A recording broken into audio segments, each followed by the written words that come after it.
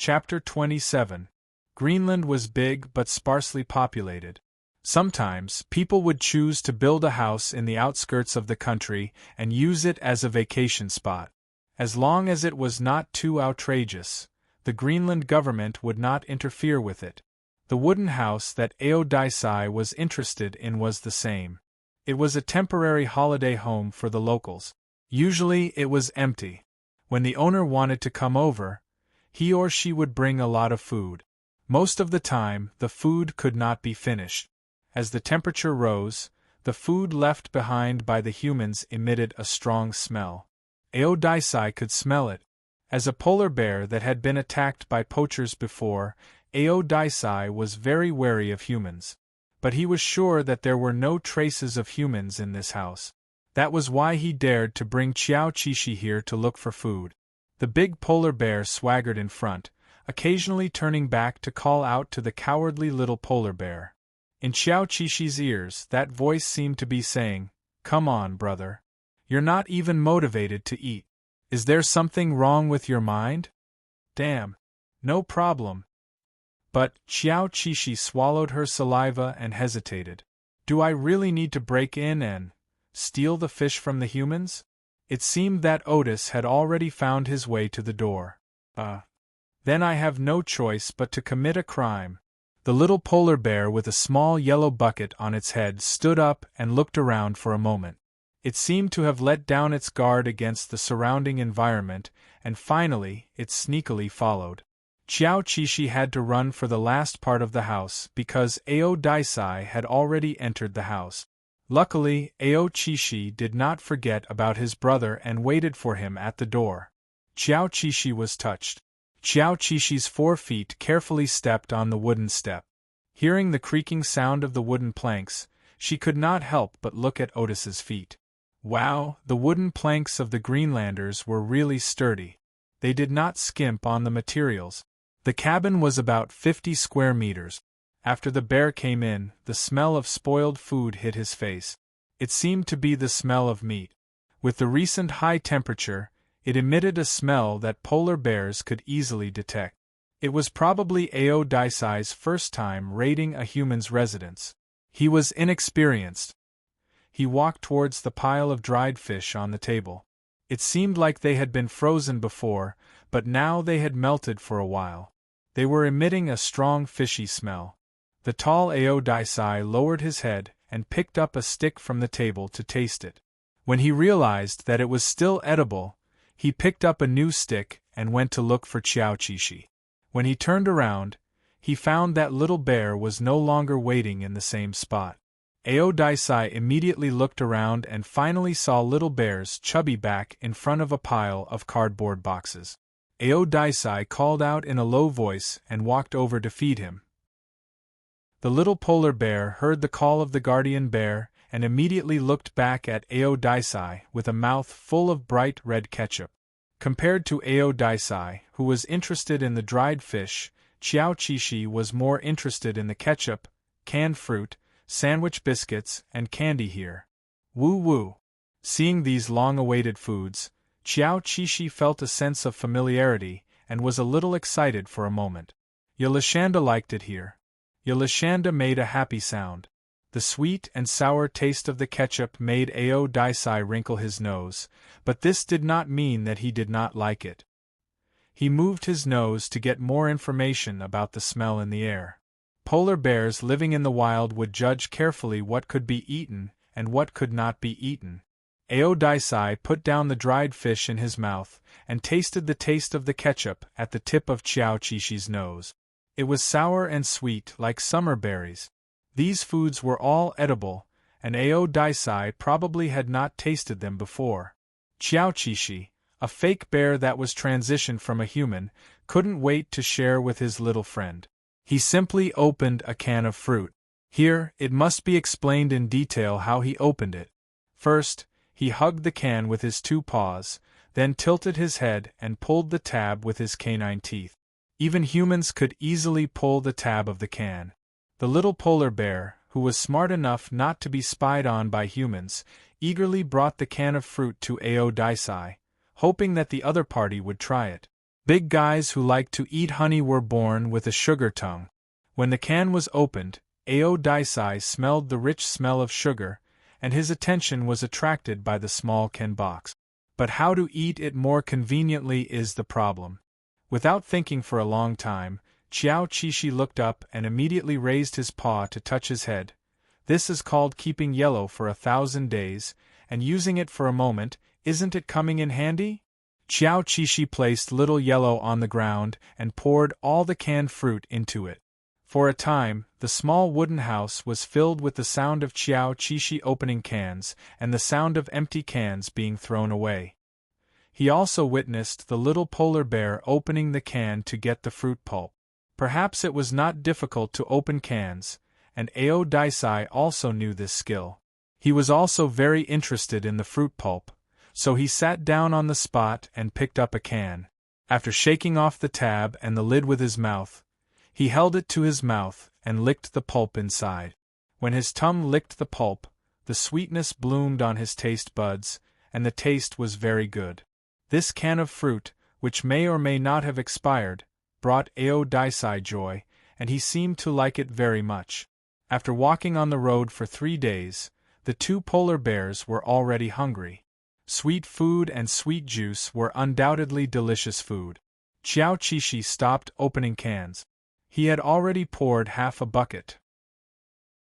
He almost forgot that Aodicei thought that any food that entered this bucket was little bear's food, and he would never touch it. The rest was left for Aodicei to taste. For the rest of the time, they tasted the human canned food contentedly. It was a sweet taste that the polar bears could not resist. Qiao Qishi, who had not eaten human food for a long time, enjoyed the fruit pulp in the bucket alone. The fat and sweet yellow peach pulp did not even need to be chewed in one bite. He swallowed it directly.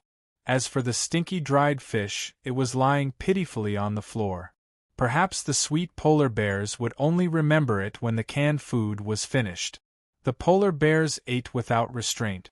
A box of 6 by 6 canned fruit was quickly eaten up by Qiao Qishi and Aodicei. The 2 big guys with bottomless appetites felt that they had only eaten an appetizer, and their hunger had not subsided.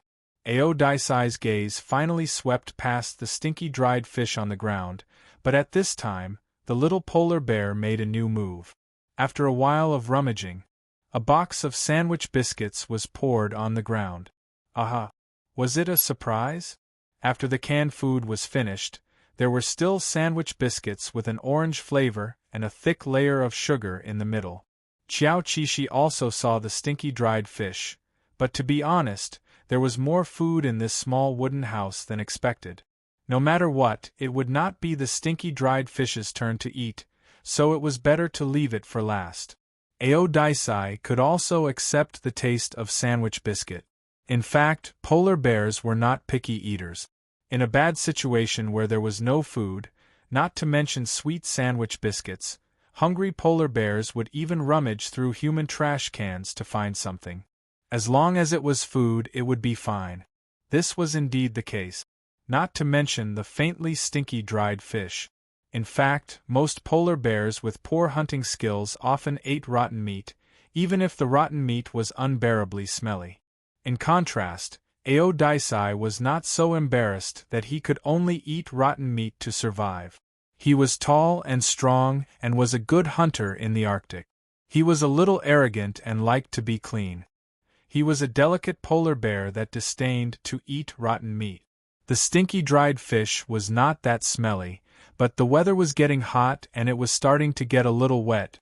For the time being, the 2 polar bears who could still find other food in the house put the stinky dried fish to the back of their minds and continued to dig for other food. Qiao Qishi found a large sausage in the kitchen cabinet. The packaging was intact, and it did not seem to have expired. He happily took one and fixed the food with 2 bare paws. Then he tilted his head and tore open the wrapping paper with his teeth and took the first bite. It was very good.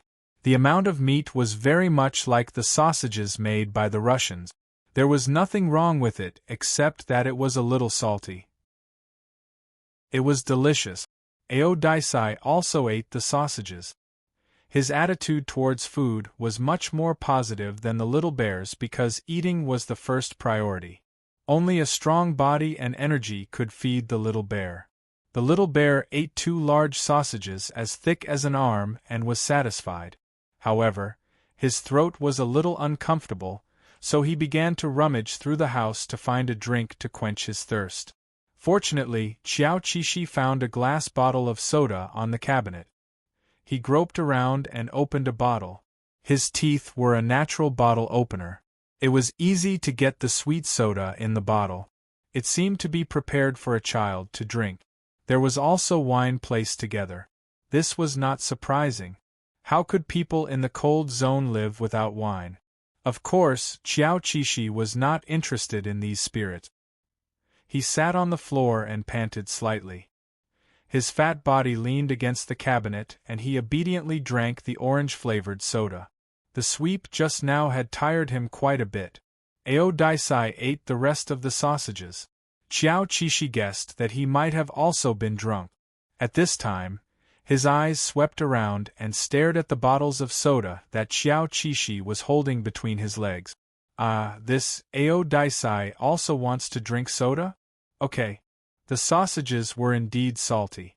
Xiao Qishi was about to reluctantly give up 2 bottles of his favorite soda for Ao Daisai to taste, but Ao Daisai quickly stared at other targets. It was also a glass bottle, but it was not soda. It was Greenland wine. Xiao Qishi's eyes twitched.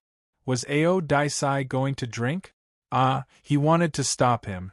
What if he got drunk? As burglars, Xiao Qishi felt that they should quickly leave after drinking. Drinking would delay things. However, he did not have an effective way to stop Ao Daisai. The other party seemed a little interested in the smell of the wine. After cautiously exploring, he actually drank. Ao Daisai actually liked to drink. The little polar bear holding the orange soda burped and then prayed in his heart that the other party was not drunk and would leave later. However, he was sleepy after eating and drinking, and his eyelids slowly became heavy. Oh no, it seems that I have to sleep here. The sleepy little polar bear smacked his lips and used his stubborn willpower to drink the remaining soda in the bottle. Then he curled up on the floor and fell asleep. He didn't know when Ao Daisai returned to his side. He only vaguely smelled the smell of alcohol approaching, and then a wet tongue licked his mouth, nose, and face.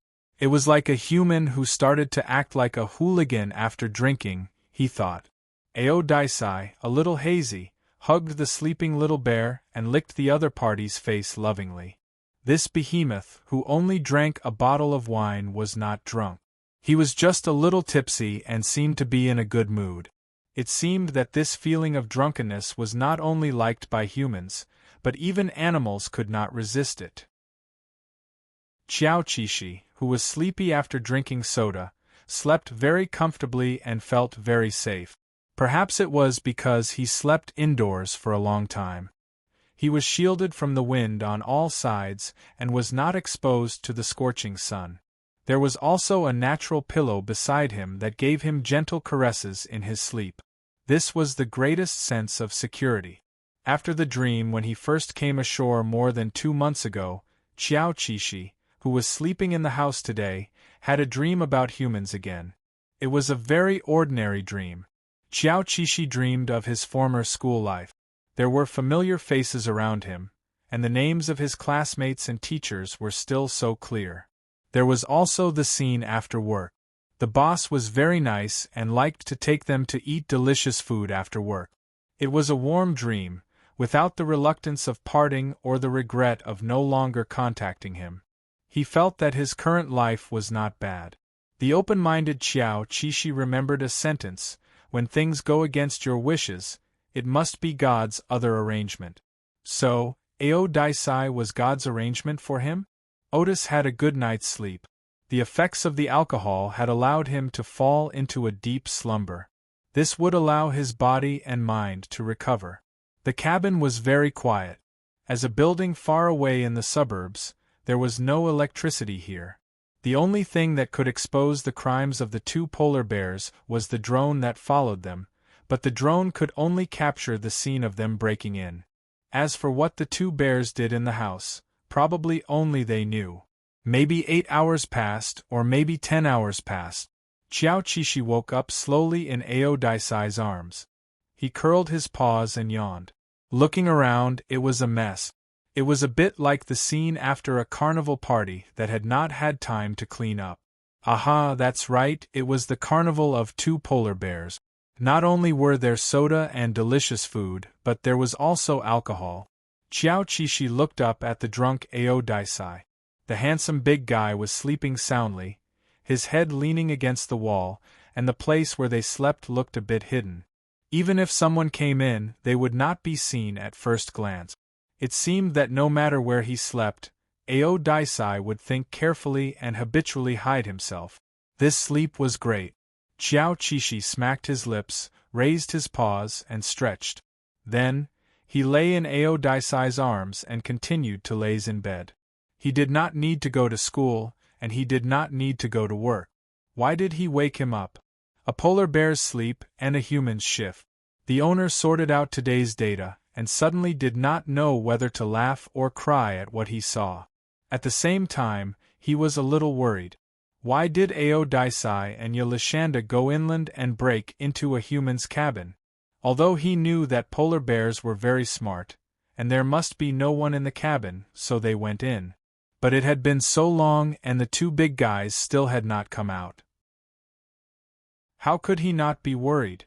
#today, Ao Daisai and Yelishanda broke into a human's cabin.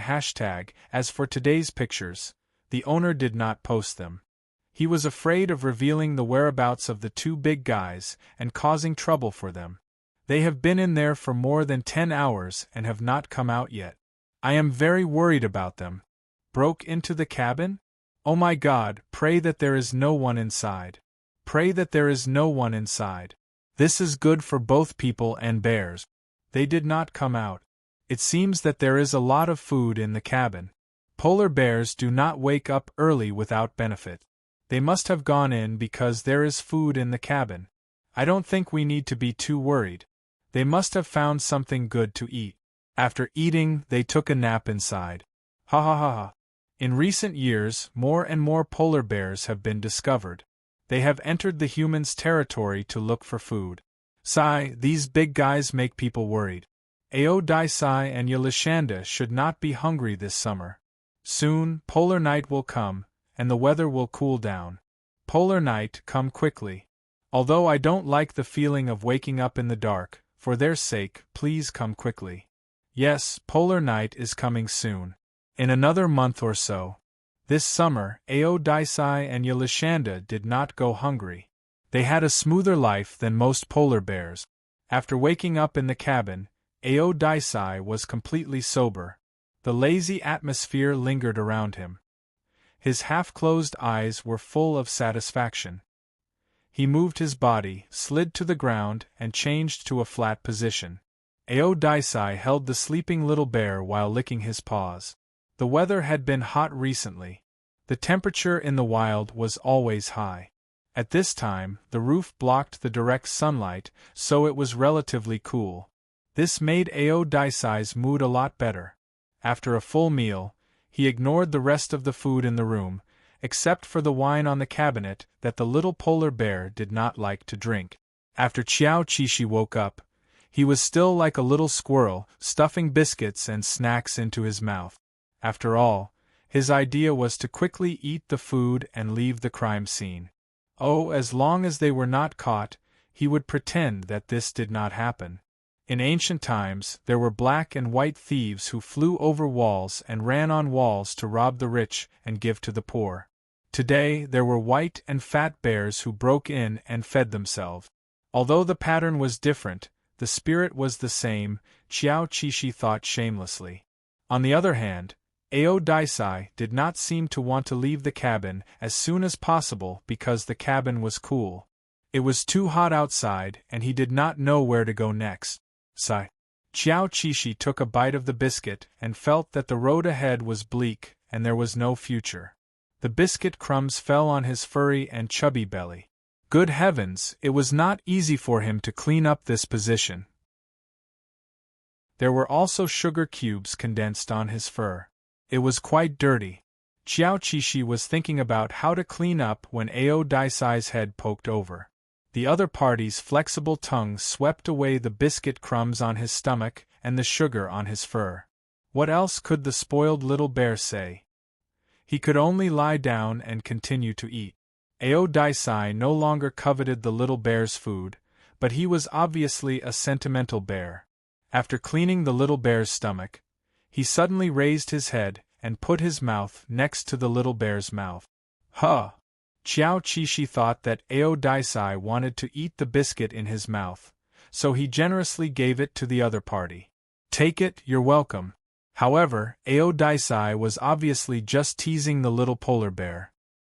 He gently held the biscuit in his mouth and returned it to Xiao Qishi. Xiao Qishi, damn, can you not be like this? He would blush like this. Sometimes, Xiao Qishi would deliberately ignore the meaning expressed by Ao Daisai, such as his flirtatious behavior now. I must have misunderstood. Polar bears do not have such improper thoughts. The author has something to say. Be more careful, he is gay stinky dried fish. I will roll my dead fish eyes and not speak. When you finish me, don't forget to send me a lunchbox. Chapter 28. Xiao Qishi started to reflect on herself when she realized that Otis was feeding her biscuits while she was thinking the wrong way. First of all, Ao Daisai's claws were not as good as humans, so it was understandable that it fed him with its mouth. Secondly, Ao Daisai had always spoiled him like a cub. This was the greatest and purest love of an elder to a younger child, and it was not mixed with any impurities. After being a polar bear for so long, he was still used to looking at the emotional expressions of animals from a human's point of view. This was obviously a mistake. Xiao Qishi came back to his senses and accepted Ao Daisai's gift in shame. Perhaps in Ao Daisai's eyes, this was a kind of parent-child interaction to improve their relationship. He had always been taken care of by Ao Daisai, so he should pay attention to the emotional exchange between them. The little polar bear's heart was very clear. If this kind of exchange could make Ao Daisai feel happy, why not? Xiao Qishi put away all the excessive understanding that he shouldn't have. He put his mouth into the biscuit bag, picked up a new piece of biscuit, and affectionately fed it to Ao Daisai's mouth. In the little polar bear's round and innocent eyes, gratitude was written on the left side, and love was written on the right side. Ao Daisai accepted the little bear's kindness and ate this piece of biscuit with sincere feelings. He felt very happy after eating it and licked his nose. Sufficient sleep and satiety, as well as the company of the little bear, simply satisfied all of Ao Daisai's desires. At least for now, he felt very satisfied. In the past, this polar bear was lonely. He was born and grew up, left his mother, and wandered alone. His life had been seen through. There were too many examples, and there was not much difference between him and an ordinary male polar bear. Breeding earlier or later, dying in an accident in the prime of his life, or relying on luck to survive to the end, these were all problems sooner or later. However, a twist of fate changed Ao Daisai's life, just like how a twist of fate changed Xiao Qishi's life. They met and became friends. They recovered from their injuries and left the hospital together. Then, they wandered the vast Arctic continent together. The one-way line became a two-way line, constantly intertwining, creating warm and dazzling sparks. Not only did it warm his heart, it also warmed the hearts of many people who were paying attention to them. After staying in the cabin for another 2 days, Xiao Qishi finally realized that Ao Daisai was going to empty the cabin owner's pockets and spend a solid holiday here. However, Xiao Qishi guiltily looked at the wreckage of the packaging on the ground. She had to admit that she had ruined the food. Since the first day she came here, she had eaten her fill and Ao Daisai did not seem to touch the food again. That won't do. Since the other party didn't want to eat, he had to control his appetite. The weather outside was hot, and it was really good to avoid the summer heat here. The little polar bear began to count the remaining food and made the daily intake. It found that it was not impossible to eat until September if it ate sparingly. In autumn, the power of the autumn tiger was just a paper tiger here. Once autumn came, the temperature in the polar region dropped rapidly. However, the sea ice at this time was still not enough to condense. It just made the polar bears feel cool. As the days went by, there was hope for the future. The little polar bear was full of confidence. It put its paws on the window and looked at the blue sky outside. Wow, a summer was almost over. It was really another year without any danger. As the saying goes, life should be ritualistic. So what should they do in autumn? Xiao Qishi looked at the pile of stinky dried fish on the table. He hadn't touched it these days, and Ao Daisai hadn't touched it either. He looked at Ao Daisai, who was lying in the shade and feeling bored. Of course, in autumn, it was time to put on some autumn fat. Otherwise, how could it survive the winter? Ao Daisai hadn't eaten for 3 days. If a human child didn't eat well for 3 days, it would be quite easy to deal with. A beating would be enough. But if Ao Daisai didn't eat well for 3 days, then… Xiao Qishi looked down at his fat arms and legs and shook his head like a rattledrum. He didn't dare to think about it. Beat Ao Daisai up. His IQ was flawed. Xiao Qishi thought for a moment and walked to the table to pick up a stinky dried fish.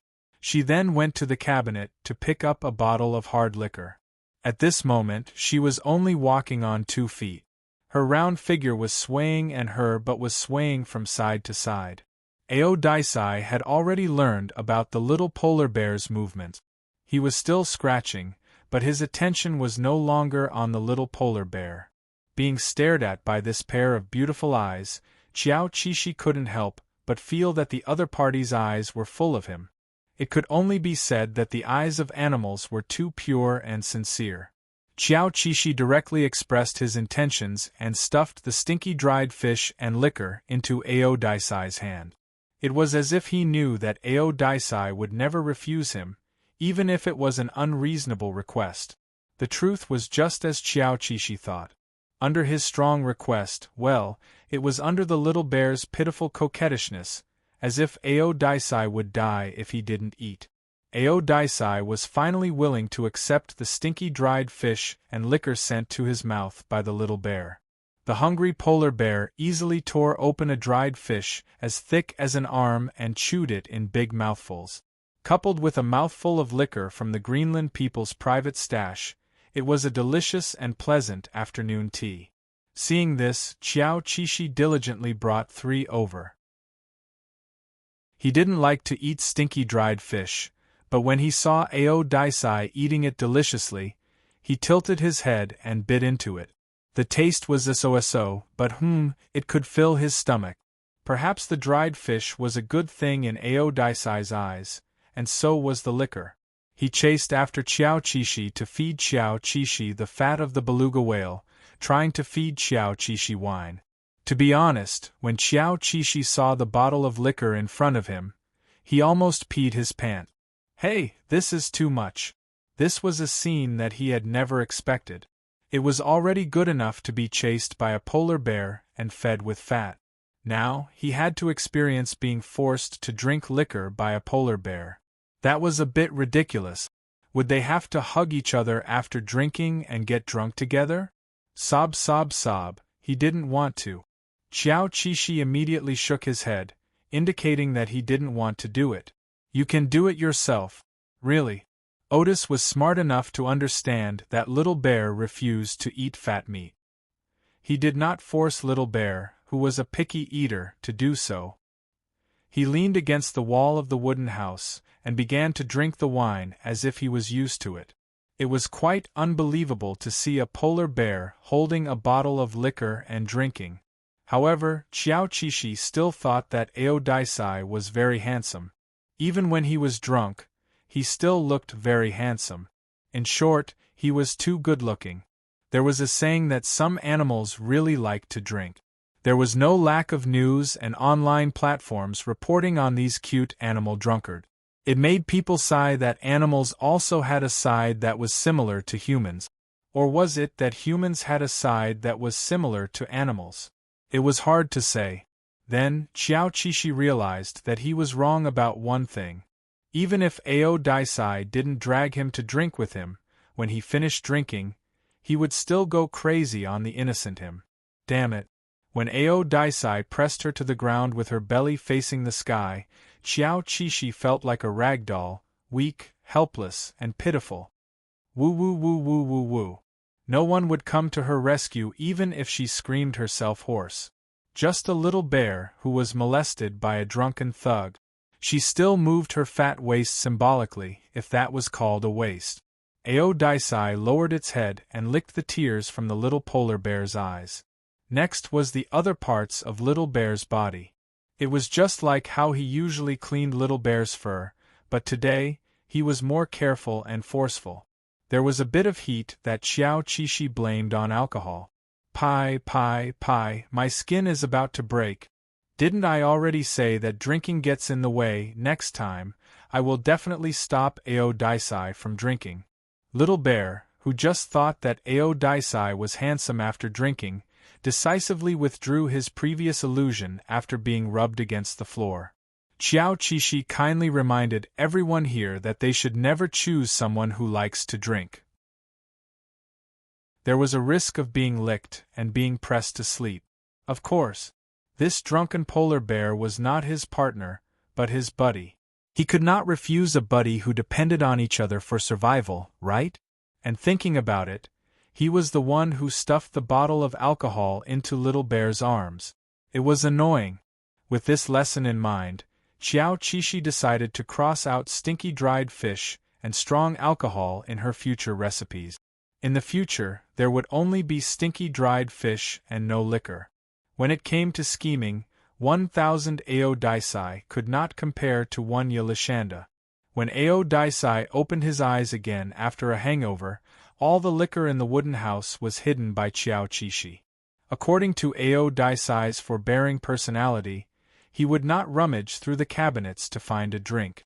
On the contrary, Xiao Qishi felt that he was very cruel. In this season where food was scarce, not only did he not have enough to eat, but he also did not let him drink alcohol. What a miserable bear! In the end, the cheap little bear could not win against his conscience. Every now and then, he would take out a bottle of alcohol to give Ao Daisai pleasure. Then, he would experience the torture of being licked until his skin was broken. Then, he would experience the torture of being pressed to sleep by Ao Daisai, whose breath reeked of alcohol. Halfway through, he secretly struggled to go out to use the toilet. He was accidentally noticed by Ao Qishi, so Ao Qishi immediately bit his neck and brought him back. It seemed that he could not go anywhere except in Ao Qishi's arms. This was the tyrannical Ao Qishi after drinking. It was not like this usually. It could be said that it was very uncomfortable to hold the pea.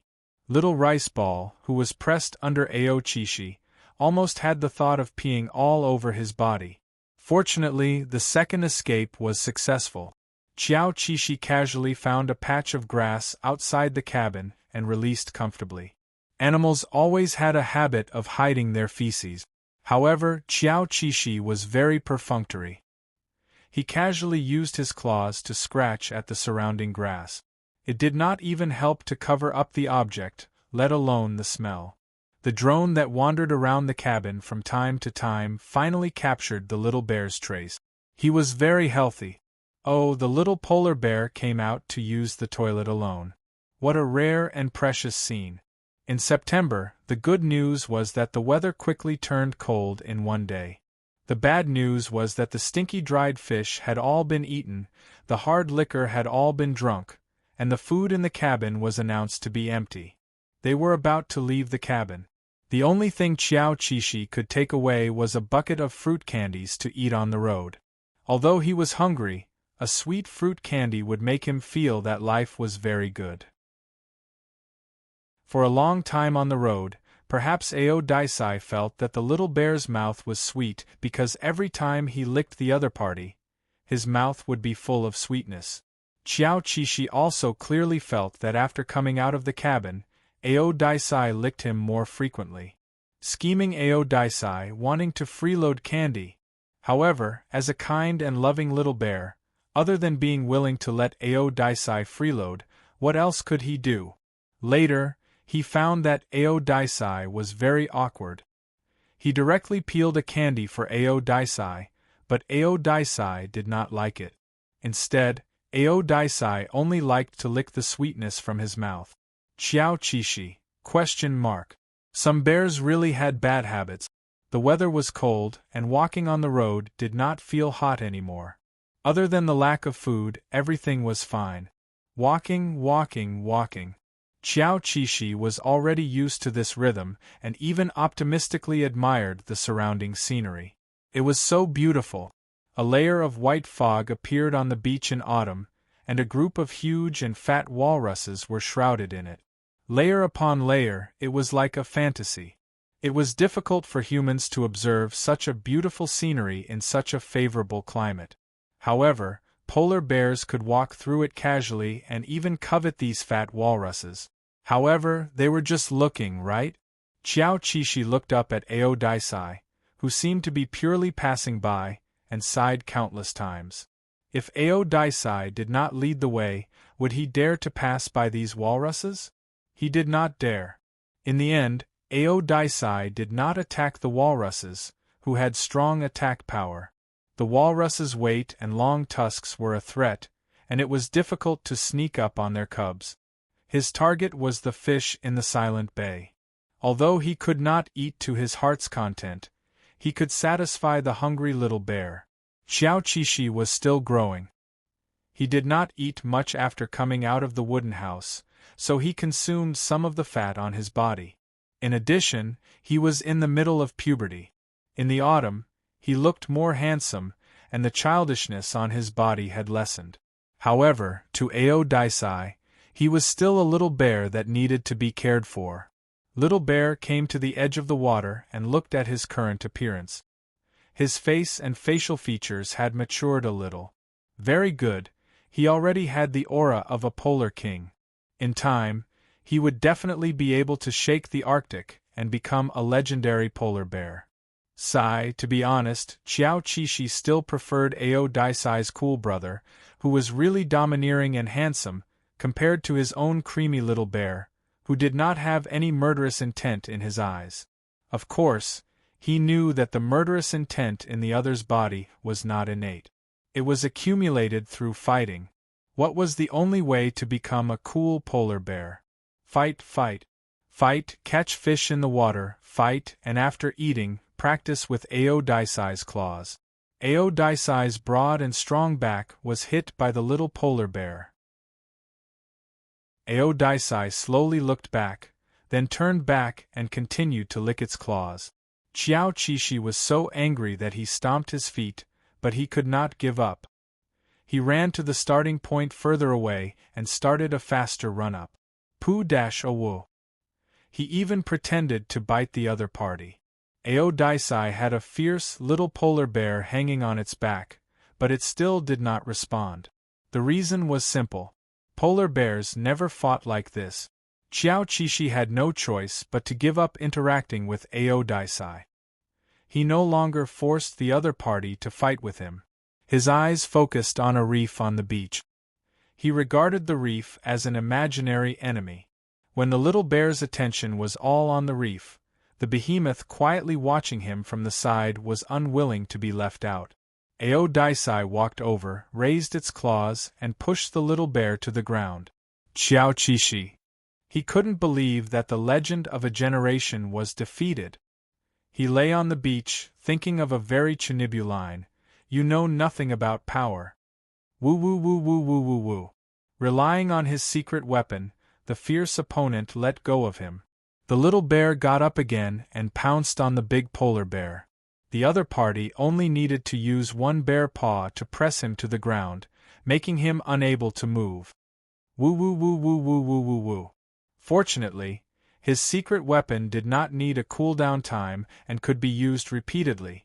Of course, the little bear, who was eager to improve, also knew that this secret weapon was only useful against Aodisai. Aodisai was good. He liked Aodisai. This fight lasted for a while. He didn't know if it had the effect of walking quietly, but he was really tired. The little bear yawned and fell asleep in the arms of his friend. The biggest benefit of the cooling was that the two polar bears, who liked to hug and stick to each other, were finally no longer afraid of the high temperature and enjoyed a comfortable hug. At this time, this vast and cold Arctic continent was experiencing the alternation of polar day and polar night. The cloudy day had arrived. These days, there was always a layer of white mist on the water surface that couldn't be dissolved. Without the sunshine, the formerly bright beach was no longer bright. It was replaced by gloom and darkness, indicating the arrival of another era. Polar night. The doted little bear poked his head out of the warm embrace and blinked his big, confused eyes. At this time, the sky had turned dark. Xiao Qishi had been in the Arctic for half a year. After enduring a polar day, he finally ushered in the first night. The little polar bear looked up at the starry sky with a long-lost emotion. Ah, it's night. However, when he turned his head to look at the sea, he was suddenly frightened by the gloomy environment, and the hair on his body stood up. What the hell, is the beach so scary at night? The sound of the tide rushed over. For some reason, Xiao Qishi thought of the scene of the coffin drifting on the sea in Ring. Xiao Qishi quickly buried her head back into Otis' arms and prayed for the sun to rise soon. She begged for the sun to rise soon. She begged for the sun to rise soon. She begged for the sun to rise soon. Suddenly, he froze and thought, when is dawn? Wah wah wah wah wah wah wah. I don't want to live anymore. In contrast, Aodisai seemed to be accustomed to the alternation of polar day and night, and he didn't care about the arrival of night. Then he keenly felt the little bear's fear. Why is he afraid? Aodisai obviously couldn't understand, but he knew one thing: it was his responsibility to stabilize the little bear's emotions. He liked the little bear's joy, but he didn't like fear. Being caressed and licked by Aodisai, Xiao Qishi couldn't help but think, was Aodisai afraid of the dark when he was a child? Would his mother also comfort him like this? When the polar night came, the little polar bear would face a new challenge. He, who was afraid of the dark, would have to step into the dark sea to fish. Xiao Qishi, don't say it, don't say it. The little polar bear hoped that the polar night was a dream, and that it would be sunny when he woke up. However, after waking up from the dream, the sky was still very dark, very dark. He followed behind Aodisai, always maintaining physical contact with the other party. He couldn't be separated for a moment, just like he and his country. Aodisai may have noticed that the little bear was very clingy to him, but he didn't mind, and he even felt happy. Aodisai's recent way of expressing pleasure was to gently bite the little bear with his teeth, ears, face, claws, any part of his body. Even when hunting, he would occasionally pay attention to the little bear, but not when the little bear was staring at him. Fortunately, it was night now, and the drone's frequency of observation had been reduced. Otherwise, it would have taken a picture of the two polar bears crowded together to catch fish. They were too close. Seeing that he couldn't catch a fish for a long time, the little polar bear finally had some self-awareness and muttered to himself, "I'm so clingy, I'm afraid that Aodisai will punish me." What he didn't know was that Aodisai liked him more than he thought. But then again, if any female polar bear in this polar region encountered a cub like Xiao Qishi, she might have already thrown him away and given birth to him again. Thinking about it this way, Aodisai's burden was too heavy. The little polar bear, who had a conscience, decided to overcome the difficulties and go to the other side of the water to fish. However, he just moved his feet when he was bitten by Aodisai and then licked his fur. Xiao Qishi suddenly translated a sentence in his heart: "Be good, don't make trouble." It's an illusion. It must be an illusion. The author has something to say. President Ao, the little bear needs to be soaked, and the fish needs to be caught properly. Chapter 29. The polar night was good news for some polar animals because it meant more hunting opportunities. However, it was bad news for some polar animals because they were the prey. Animals that flew in the sky, such as the Arctic owl, the Arctic falcon, and the vulture, belonged to a group of birds of prey with good night vision. They could live in the polar night like fish in water. In contrast, the Arctic reindeer had limited night vision and were easy prey for other Arctic carnivores.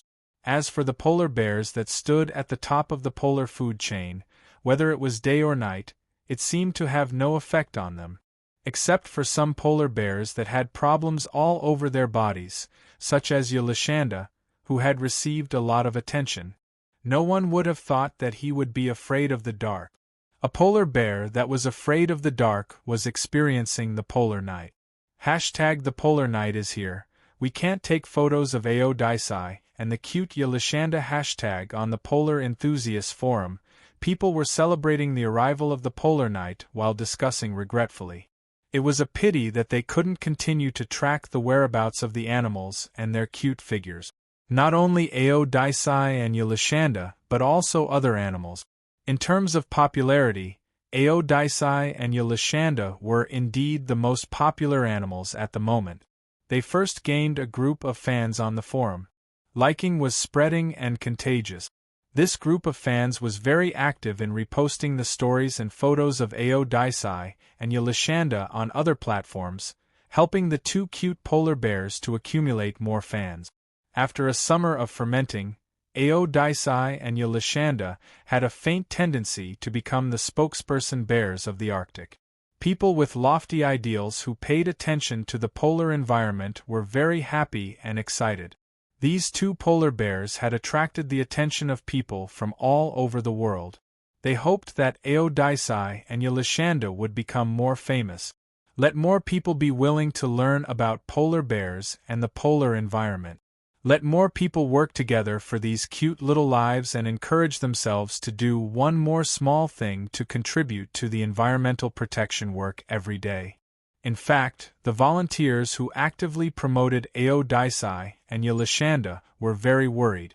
Oh, if this continued, people all over the world's impression of polar bears would stop at white, fat, and clean.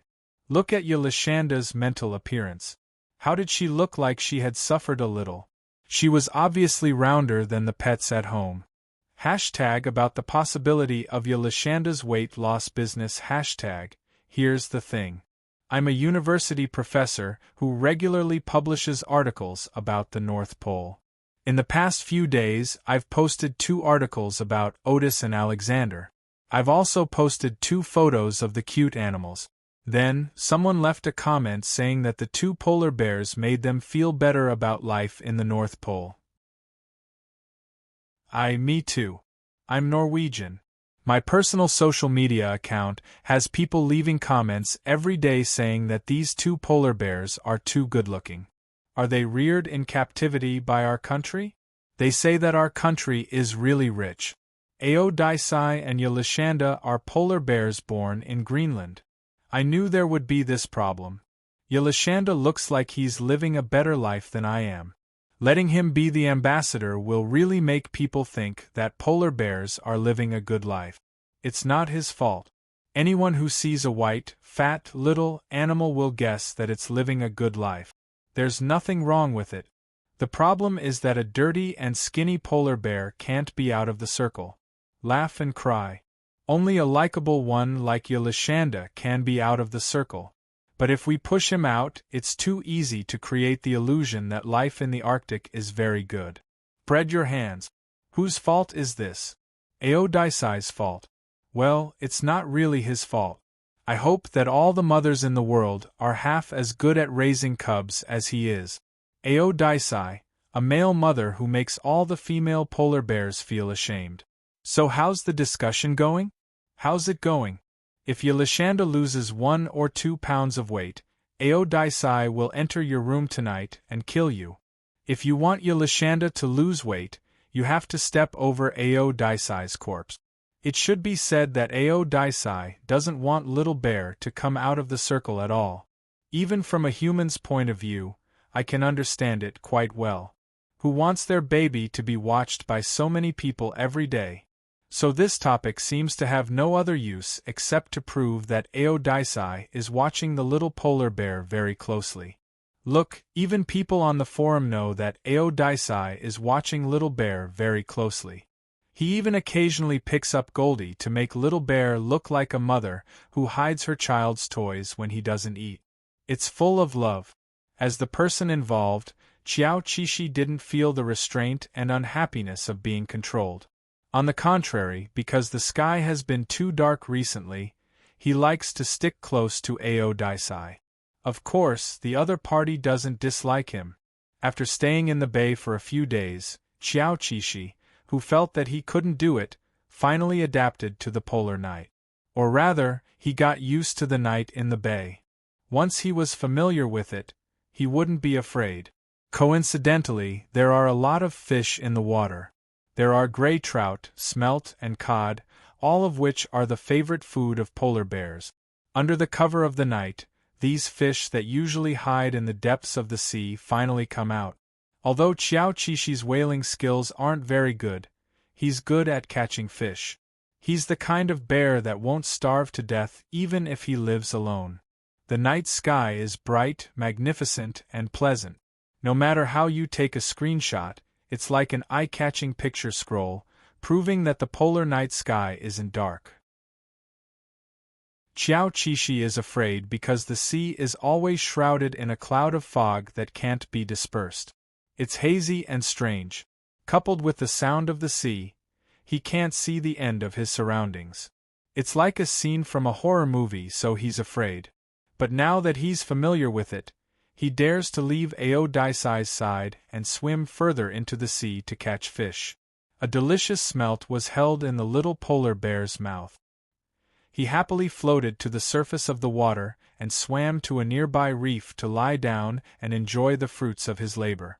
Tilting his head and eating halfway, Qiao Qishi, who has sharp eyes, saw a white bear's head swimming over in the distance. His first reaction was Aodicei, and then he spat out the remaining half of the fish. He wanted to leave the tail for Aodicei to eat. But soon, Qiao Qishi realized that something is wrong.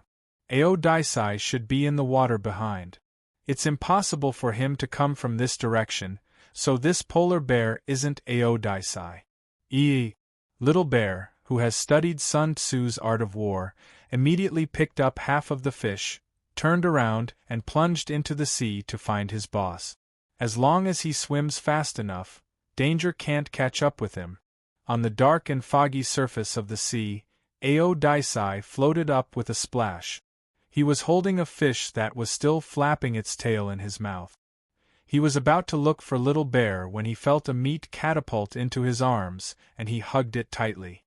He looked down and saw a familiar yellow bucket. A wet little bear with half a fish in its mouth was the one he was looking for. Aodicei narrowed his eyes.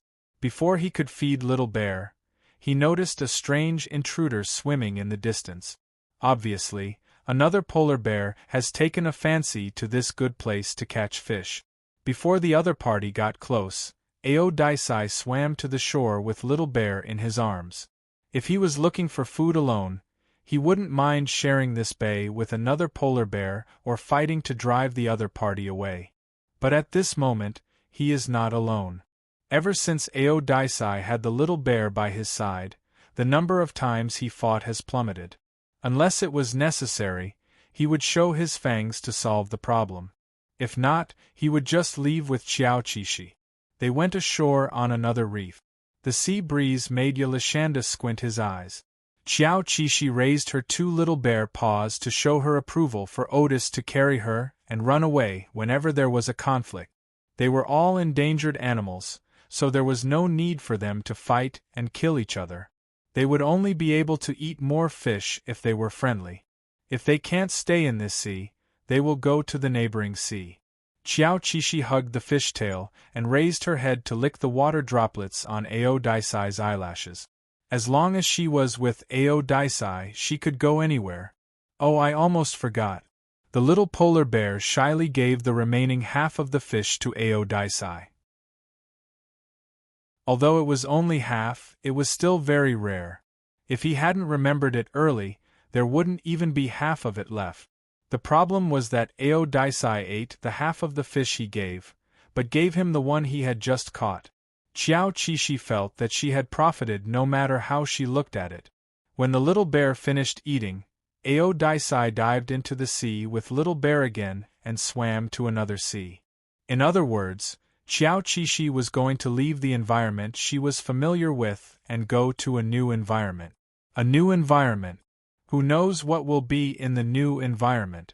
Unfamiliar scenery appeared one after another.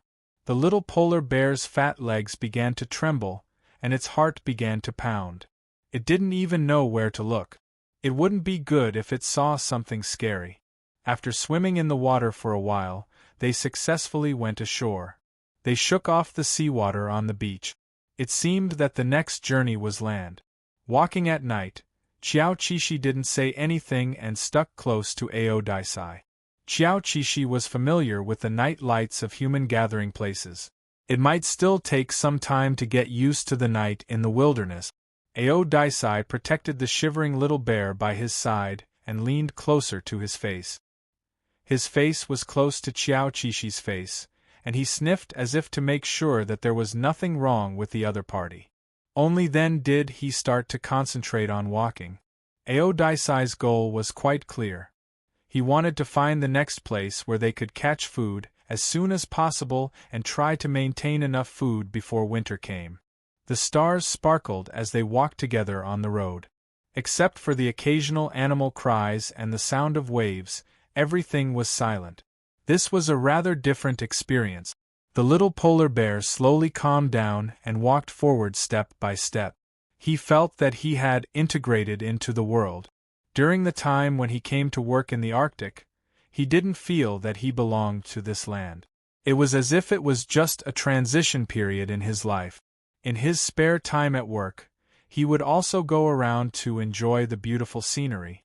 Yes, enjoying it was like admiring other people's things with the eyes of a guest. But now it seemed different. The Arctic was no longer a transition, but a home to live in.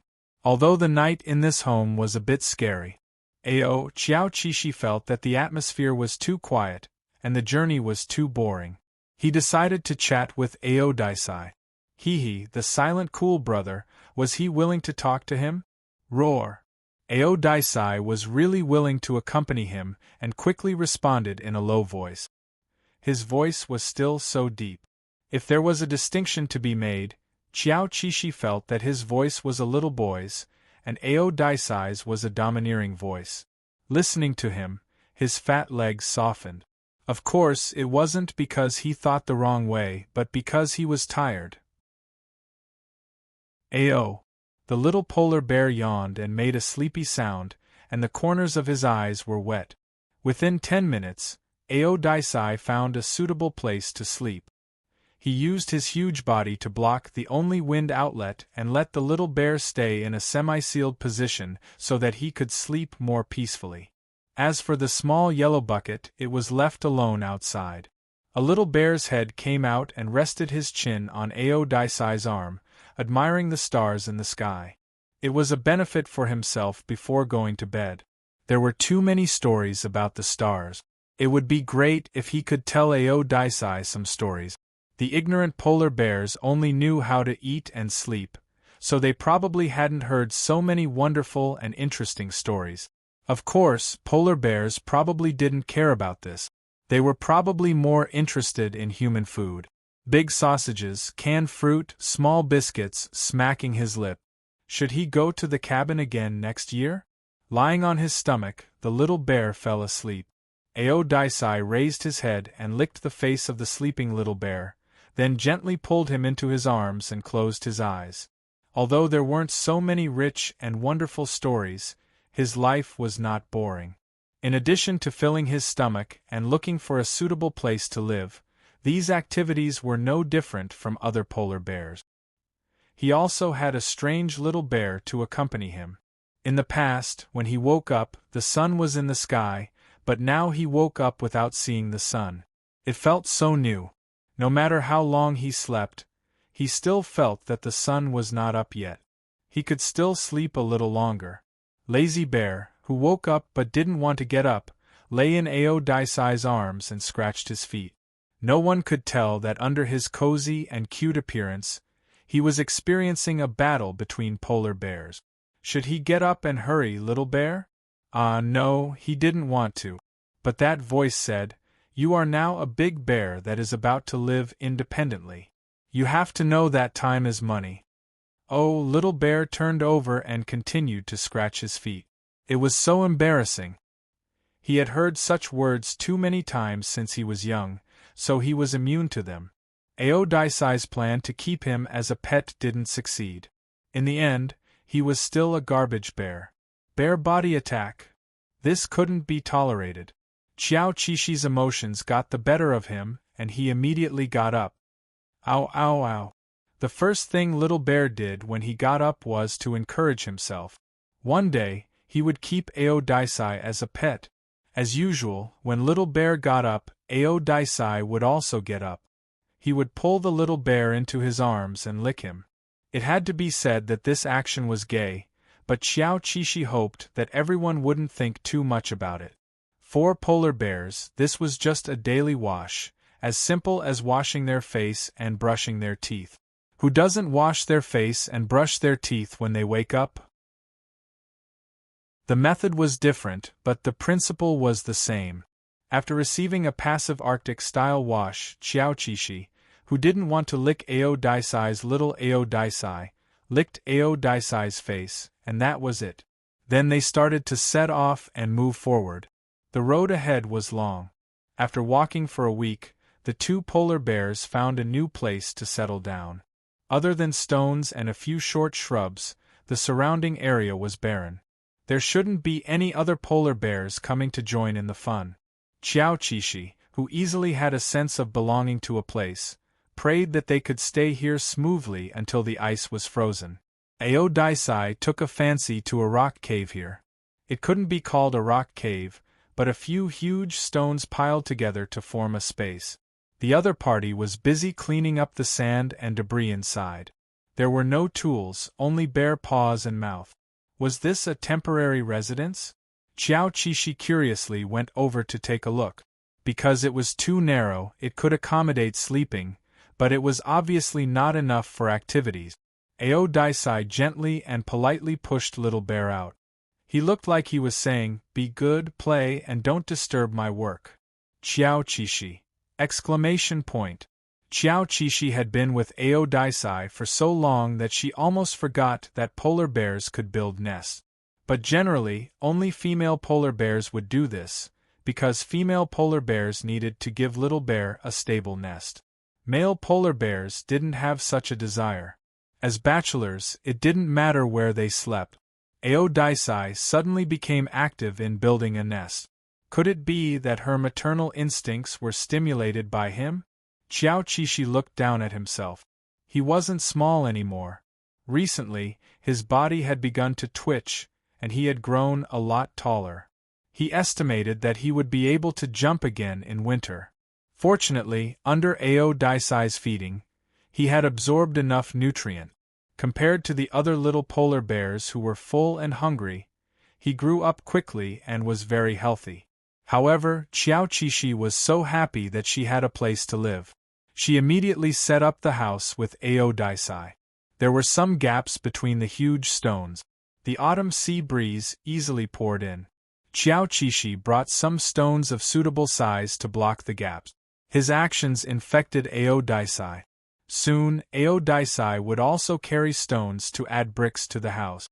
The stone house for the two polar bears was completed in an hour. Xiao Qishi rolled around happily inside. After having Zixiong, he now had a house bear. After being happy, he came out to take a look. Aodai was fishing by the sea non-stop. What a hard-working and honest polar bear. In the future, the lucky female polar bear, no, the male polar bear wouldn't always take care of the female polar bear. Well, Xiao Qishi thought, there seemed to be no way to stay with Aodai forever. Male polar bears were bachelors like the wind. The author has something to say. I'm not feeling well today. I'm not in good condition. Everyone, please bear with it. W.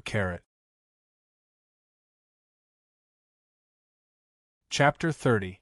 Qiao Qishi, who had been promoted to a house owner, thought happily that he should still have more than 20 years to live. This stone house could become his and Ao Daisai's real estate. In the future, they could live here for a period of time every summer. As long as Ao Daisai did not break up with him, this house would be the joint property of the two bears. Thinking about it, he had bought a house in the Arctic at such a young age. Awesome, awesome. What was even more awesome was that this house had a sea view. When he went out, he would be facing the sea. The scenery should be very good in summer. However, Qiao Qishi was a little uncertain whether his ability to identify the route was as accurate as Ao Daisai's. To be honest, he didn't even remember the route back to the pole. He only vaguely remembered that they stopped at 5 islands, or maybe 6. He suddenly realized that he couldn't do anything and inevitably felt a little ashamed. However, he didn't introspect for too long. He quickly regained his confidence and jogged to the beach. At least in terms of catching fish, he was still good at it. Polar falcons were notorious sneak attackers. They relied on their fast-flying speed to often snatch food from the mouths of other animals, such as fish in the hands of polar bears, mice in the mouth of Arctic foxes, and even prey in the eyes of wolves. Ao Daisai, who had a strong aura, was rarely a target that falcons dared to intercept. After all, a strong male polar bear was not to be trifled with. If they were not careful, they would pluck out all their feathers. Qiao Qishi, who was small and weak, was different. The only prey he had killed was limited to a few kilograms of sea fish. He didn't have any murderous aura.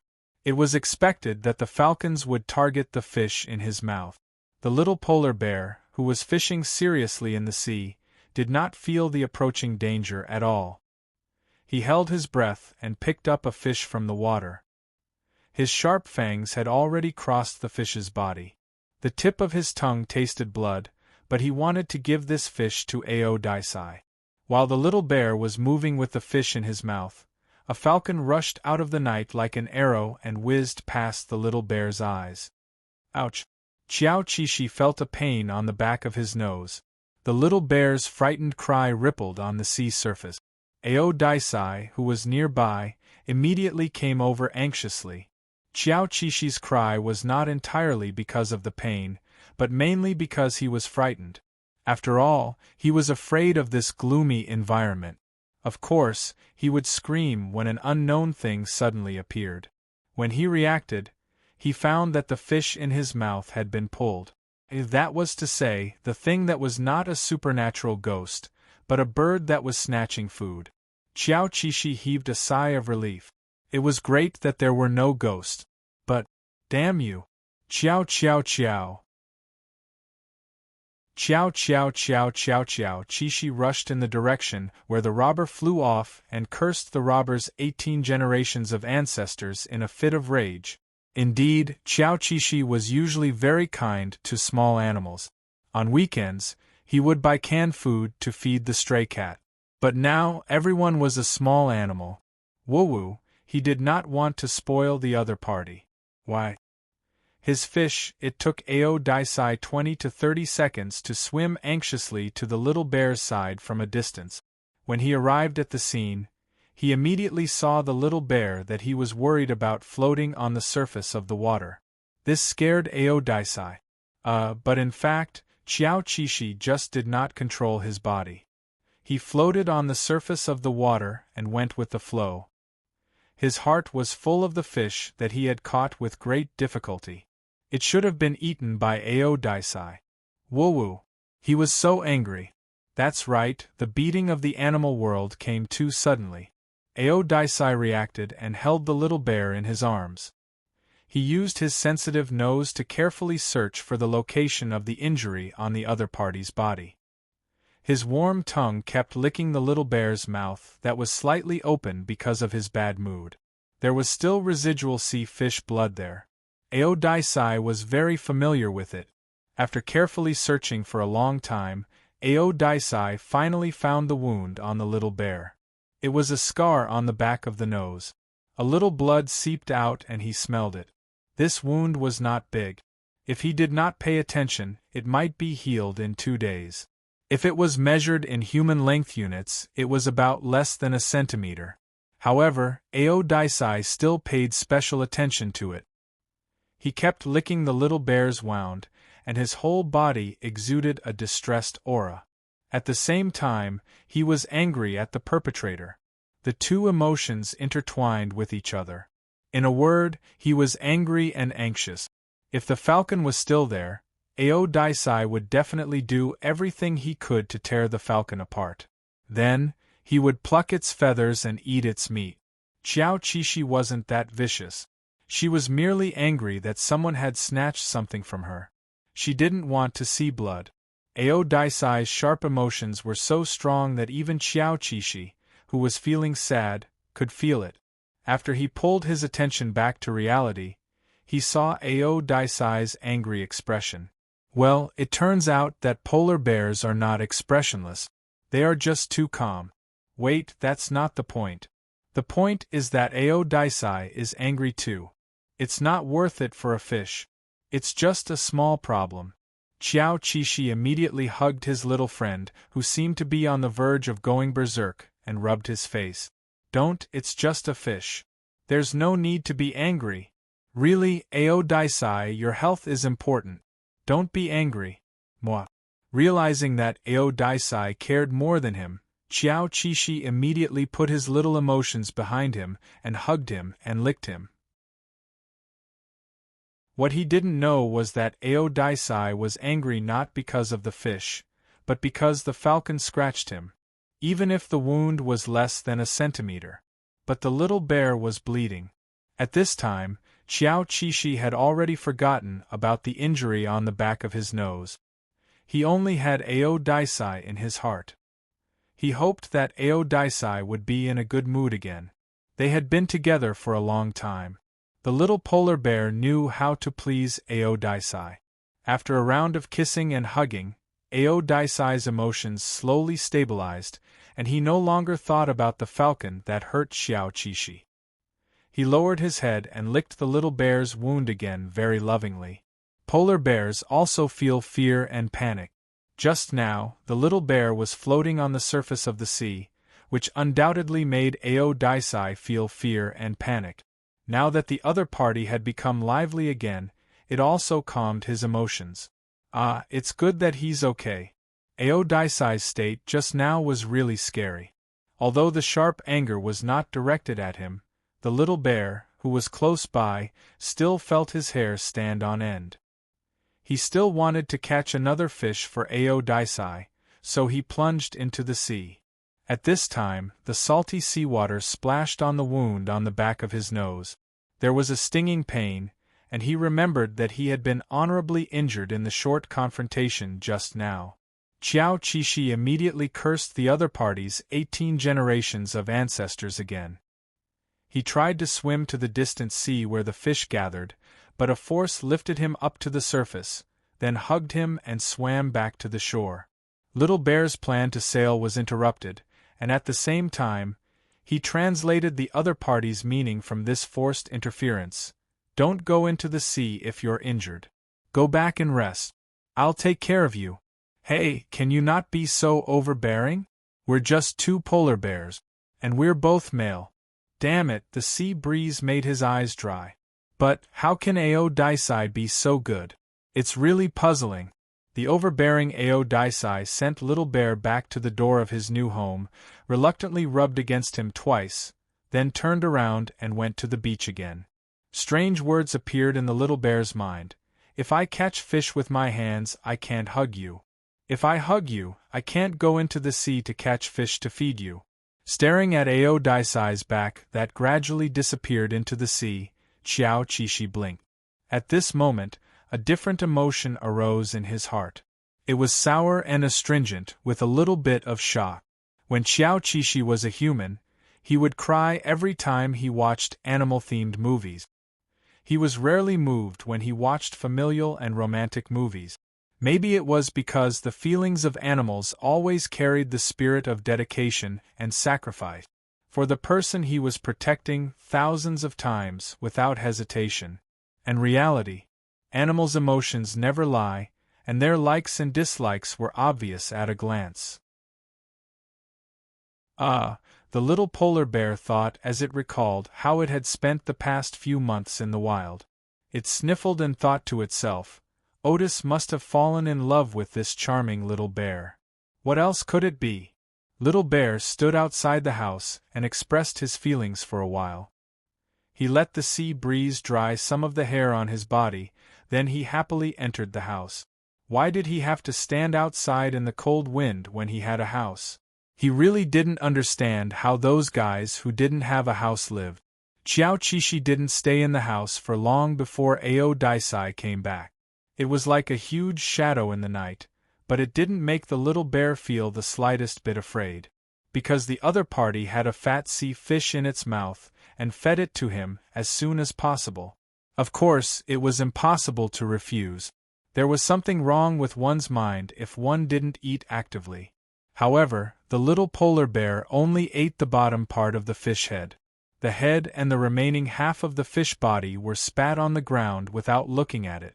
Ao Daisai licked its mouth every day, its eyes moving back and forth between the little bear and the fish.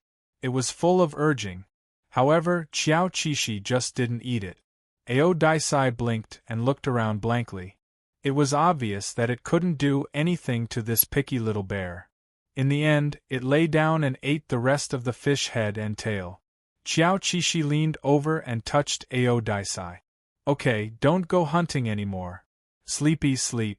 In order to keep the other owner of the house, the little polar bear snuggled into Ao Daisai's arms. It began to pretend to be asleep. Even if Otis was given another brain, he would not know that little bear was trying to trick him.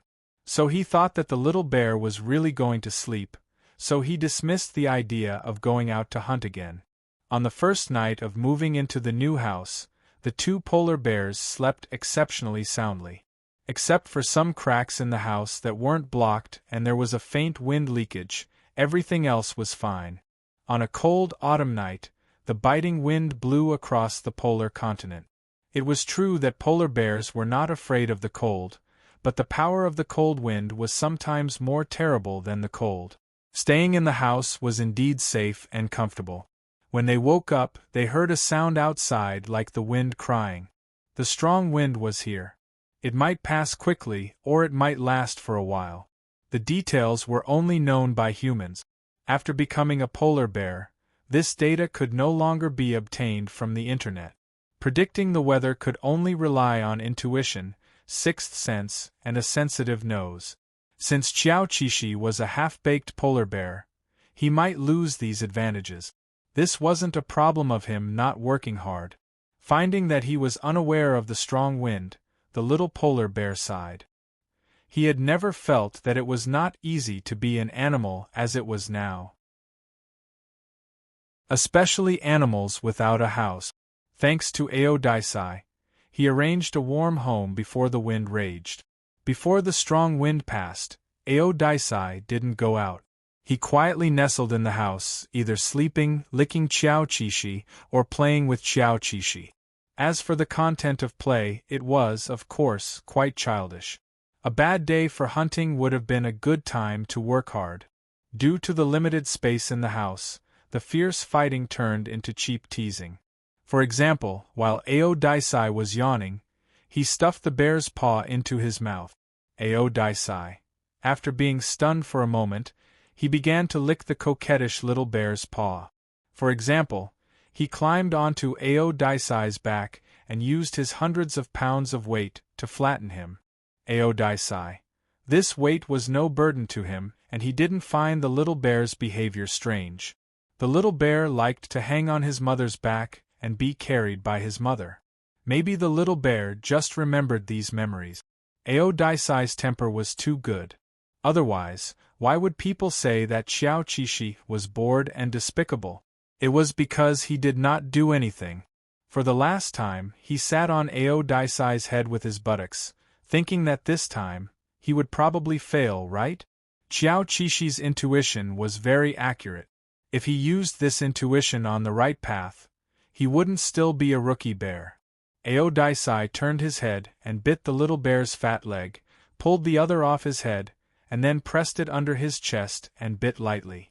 The other's teeth rhythmically knocked against his ribs, and there was an itch.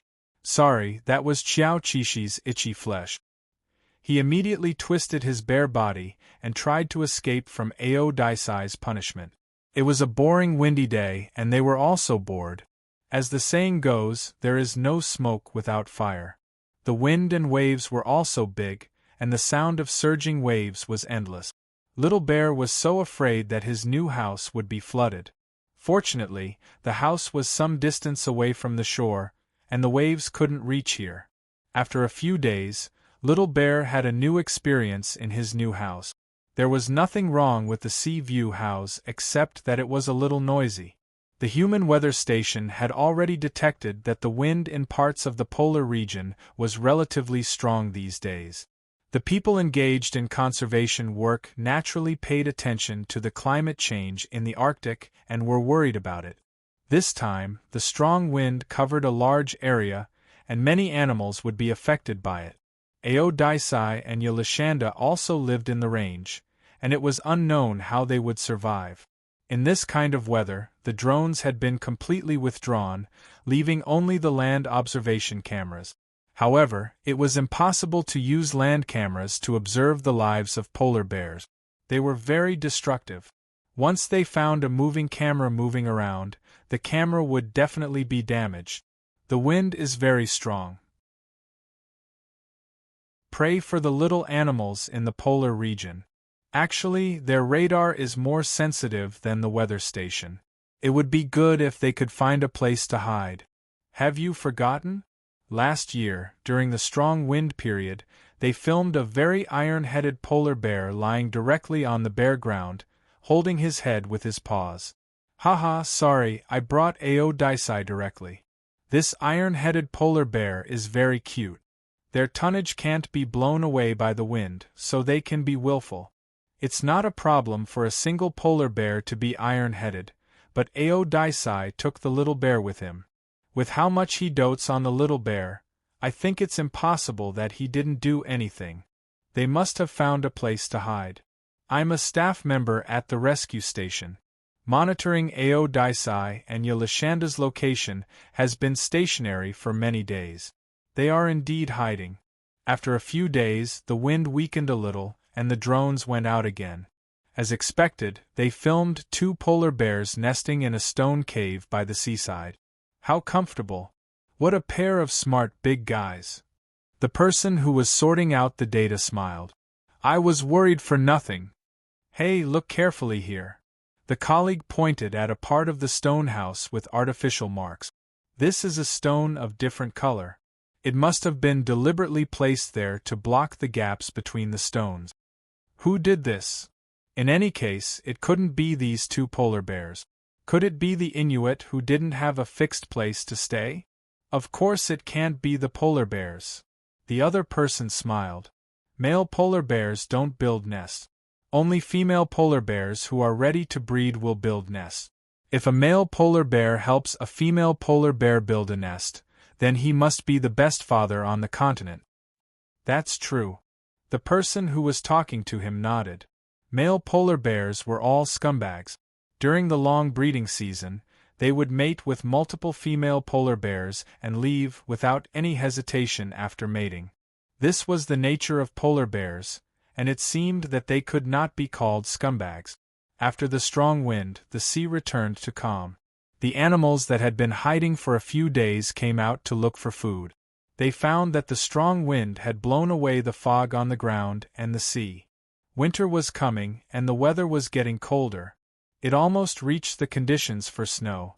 Xiao Qishi woke up and couldn't wait to walk out of the house to breathe in the fresh air. At the same time, he stretched his body.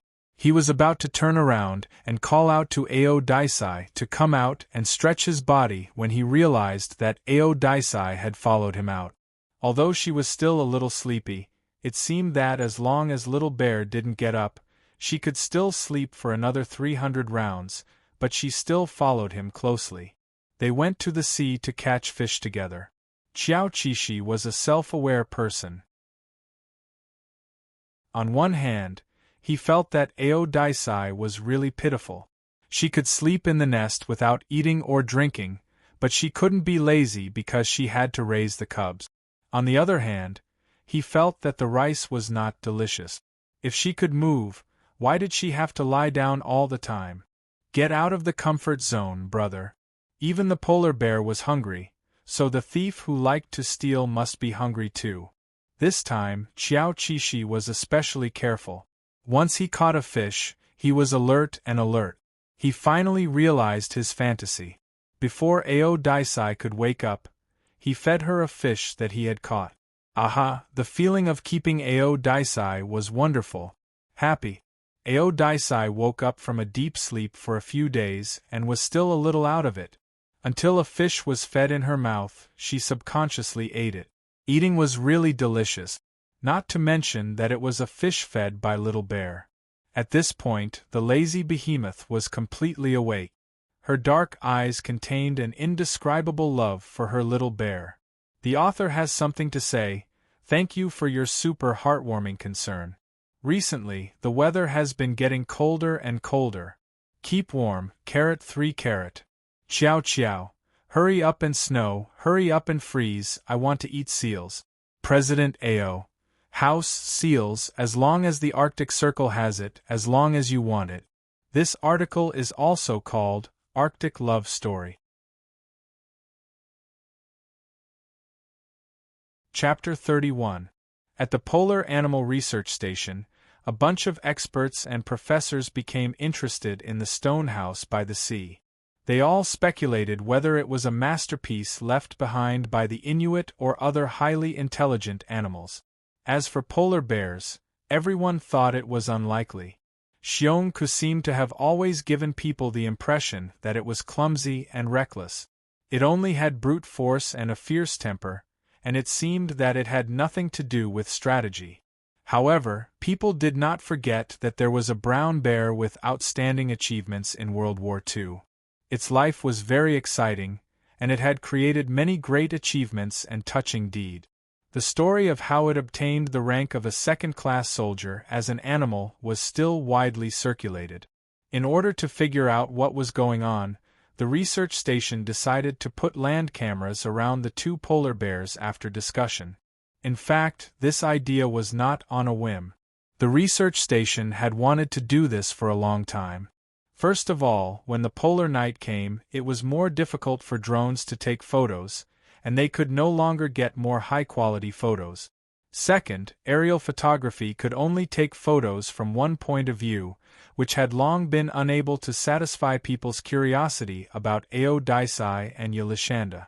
The reason why they did not put land cameras before was that Ao Daisai and Yilishanda were always on the move, and the efficiency of putting cameras could not keep up with the pace of their migration.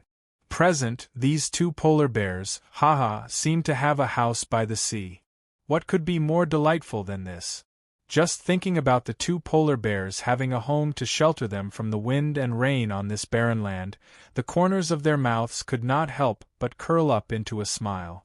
Also, they had settled down, so the land cameras could start working.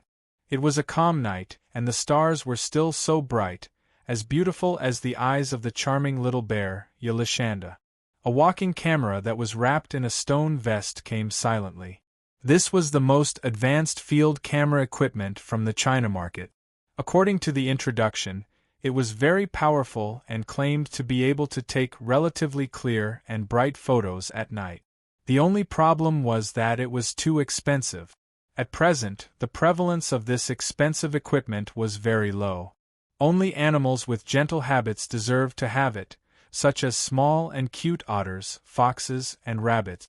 Polar bears were naturally ferocious and ranked at the top of the list of animals that liked to attack cameras. The research station was willing to use such expensive equipment to track Ao Daisai and Yilishanda. Perhaps it was because they liked the 2 polar bears too much, or they believed that the steady and reliable Ao Daisai and the kind and cute Yelishanda would not play with the poor camera. Bless their trust not to be betrayed. The floor-to-ceiling camera had already started working. Perhaps he could name it Little Rock. At present, every frame captured by Little Shirtu was instantly transmitted to the computers in the research station for people to view. They were about to observe the lives of Ao Daisai and Yelishanda up close. The researcher, who had been overlooking them all this time, could not take his eyes off them. The first thing that appeared on the screen was the house of the two polar bears. The close-up shot made it even clearer. There were indeed traces of processing on the house. Some of the gaps were completely blocked, leaving only the entrance and exit. At this time, the two polar bears were not at home. They were probably in the sea actively catching fish to fill their stomach. Little Shirtu went around to the door and saw a bright yellow color inside. At this time, the researcher in front of the computer cheered. "Look, it's Yelishanda's bucket." It was placed neatly in the house. "How cute, ha ha." The researcher who was peeping at the polar bear's house laughed. Oh, when it was on Yelishanda's head, it felt very small, but now it doesn't seem small. Someone discovered this point. Visual inspection shows that it's a 20-liter shallow-mouth industrial bucket.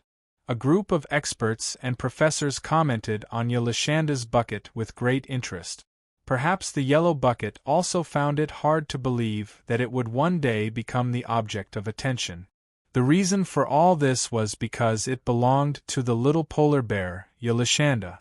Soon, Little Shirtu had photographed the inside and outside of the house. At this time, it needed to find a good place to squat and wait for the two polar bears to return.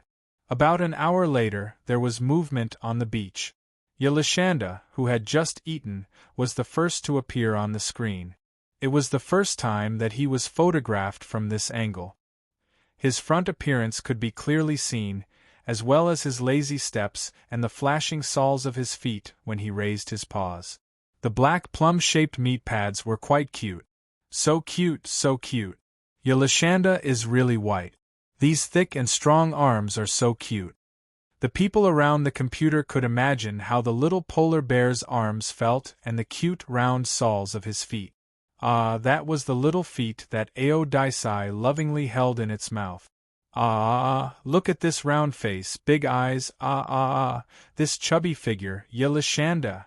Someone in the office stood up excitedly and waved his hands, even shaking his butt. He's so cute, he's so cute. Because Yelishanda's front appearance was too cute, many people turned over. This seemed to be expected. After all, the little bear looked very cute even from a bird's-eye view. Of course, the front image would not be bad. Compared to the photos taken at the rescue station a few months ago, Yelishanda had grown taller and had grown up. His face had the heroic spirit of an adult polar bear, but he was still very cute. Little Rock had been following the extremely good-looking polar bear cub for a while. As he had a mission to complete, he had no choice but to look away reluctantly. He switched the camera to Otis, the big polar bear, who had just come ashore. When Ao Daisai's figure appeared on the screen, everyone held their breaths for a moment, and their minds immediately filled with the words, "Oh my God." This was really a huge polar bear. Using the word huge to describe Ao Daisai was the most appropriate. Earlier, people had already thought that Yelishanda's limbs were thick and strong enough. Now, compared to Ao Daisai, they were simply dwarf. If the little polar bear was a synonym for cute and beautiful, people couldn't help but like it and want to hug and kiss it, then Ao Daisai was a completely different type. This huge polar bear was different from other sloppy polar bears. It was rare for him to maintain a body of pure white fur. At first glance, people were attracted by his tall and strong body lines, or rather, the feeling of strength that came from him was more appropriate. Next was his handsome and charming face. Even in the autumn, he didn't look thin. It could be seen that not only did he take good care of Yelishanda, but he also took good care of himself. Not only that, Ao Daisai's slightly squinted eyes made him look charmingly naive, unlike other polar bears. The eyes were the windows to the soul, and the eyes never lied. Aodai's eyes were deep and full of wisdom, and his mighty and steady temperament was as reliable as imagined. Although the researchers who admired him didn't raise their arms and cheer like before, that was because they were already subdued by Aodai's rare temperament. Was this really just a polar bear? Many people in the room vaguely had this question in their hearts. It wasn't that they were really suspicious, but more of them were just expressing their amazement. They were amazed by the outstanding polar bear that they knew. It's always been said that polar bears are the kings of the polar regions, the overlords of the ice. To be honest, I didn't think so before. One of the professors sighed and said, "That's because I've seen with my own eyes how they're struggling to survive on this land. They don't look like kings at all." He paused for a moment and suddenly laughed. "After seeing Otis, I've changed my mind. Aodai does have the aura of a king." Someone agreed. "Yes," the professor said, and then added, "It's not just Aodai. In fact, all lives that can control their own destiny are kings." Aha! Xiao Qishi didn't know that the inside of his house and his only property had been seen by everyone when he went out for a meal. After all, this was the North Pole. When he built his house here, he didn't think about locking the door. If Xiao Qishi knew that someone not only spied on his house, but also installed surveillance cameras near his house, he would definitely sigh. Oh no, the moral degeneration of the world. When the little polar bear came ashore, he didn't immediately enter the house. First of all, his body was still wet. He needed to shake off the water and let the north wind blow. Secondly, the house was cramped. Other than sleeping time, the lively little polar bear still liked to move around outdoors. This was the willfulness of the little bear who had a house. If he wanted to stay outside, he would stay outside. If he wanted to stay inside, he would stay inside. Unlike the other bears in this area, he was pitiful. Yolashanda's smug today, January 1st. The sand on this beach was fine and clean, without any impurities. Aodai would lie on the beach and roll around, using the sand to absorb the excess water on his hair so that his hair could dry quickly. The snow also had the same effect of absorbing water. These two things were their little tricks in life. Therefore, when the polar bear just came ashore, it didn't roll around on the ice because it was itchy. It was equivalent to a human using a bath towel to wipe their body after taking a bath. Xiao Qishi disliked the sand at first. Who knew if it was clean or not? He didn't want to roll around on the ground with Aodai at all. However, later on, he saw that Aodai didn't turn into a gray fatty after rolling around. He was really good. At this time, little Shirtu stealthily aimed the camera at the two polar bears that were twisting their bodies on the beach, trying to capture their every move. Under the camera, the little polar bear was still about a meter away from the big polar bear. At this time, he suddenly paused, turned his head to look in the direction of the big polar bear, and then rolled over. This bump solidly hit Aodai's waist. The people in front of the computer. What a naughty little polar bear, but so cute! Every pair of eyes here could see that the little bear did it on purpose, but should he be condemned? People stared at the screen with smiles on their faces. No, at least humans wouldn't condemn the cute Yolashanda. As for Aodai, well, it was needless to say. He was probably the last person in the world who would condemn the little bear. In the video, Aodai stopped moving and directly stretched out his arms to hug the little bear.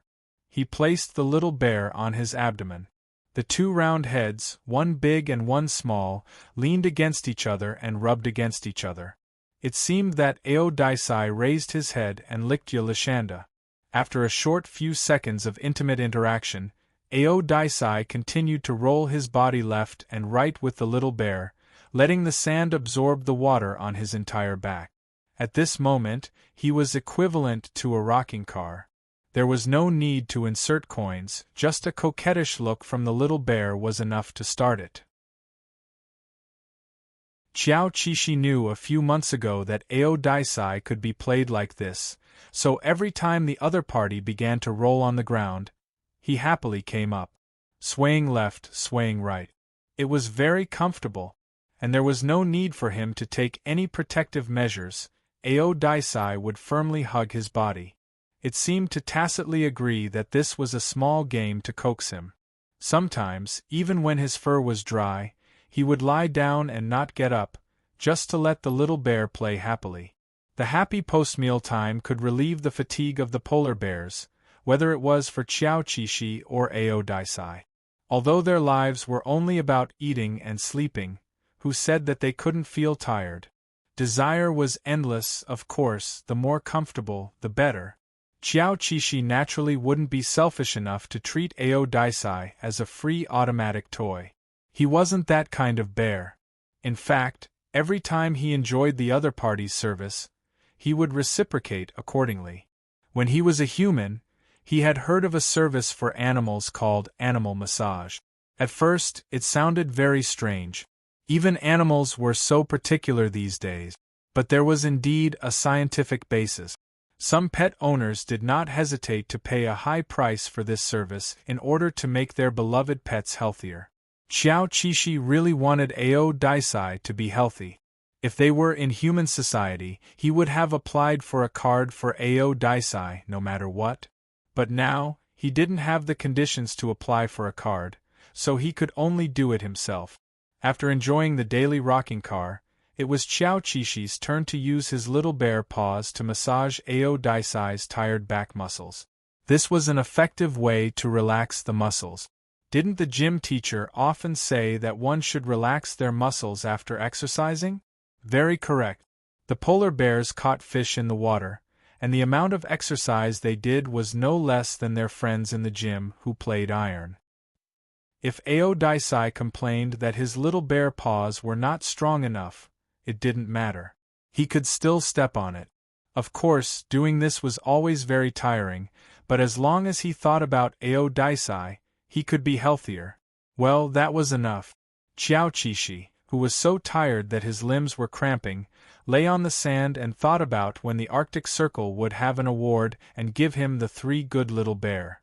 By the way, he also had to give Ao Daisai 3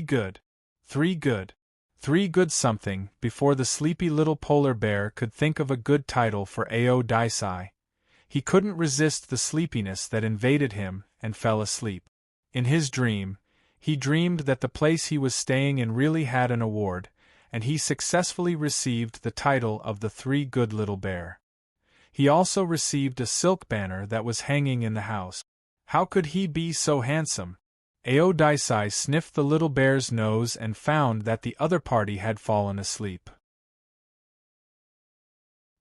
He blinked and looked around, seemingly helpless against the little bear that was sleeping everywhere.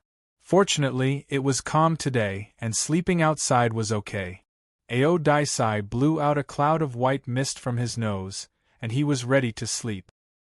He stood up and moved to another position, lay down, and used his body to encircle the little bear so that he could sleep comfortably even outside.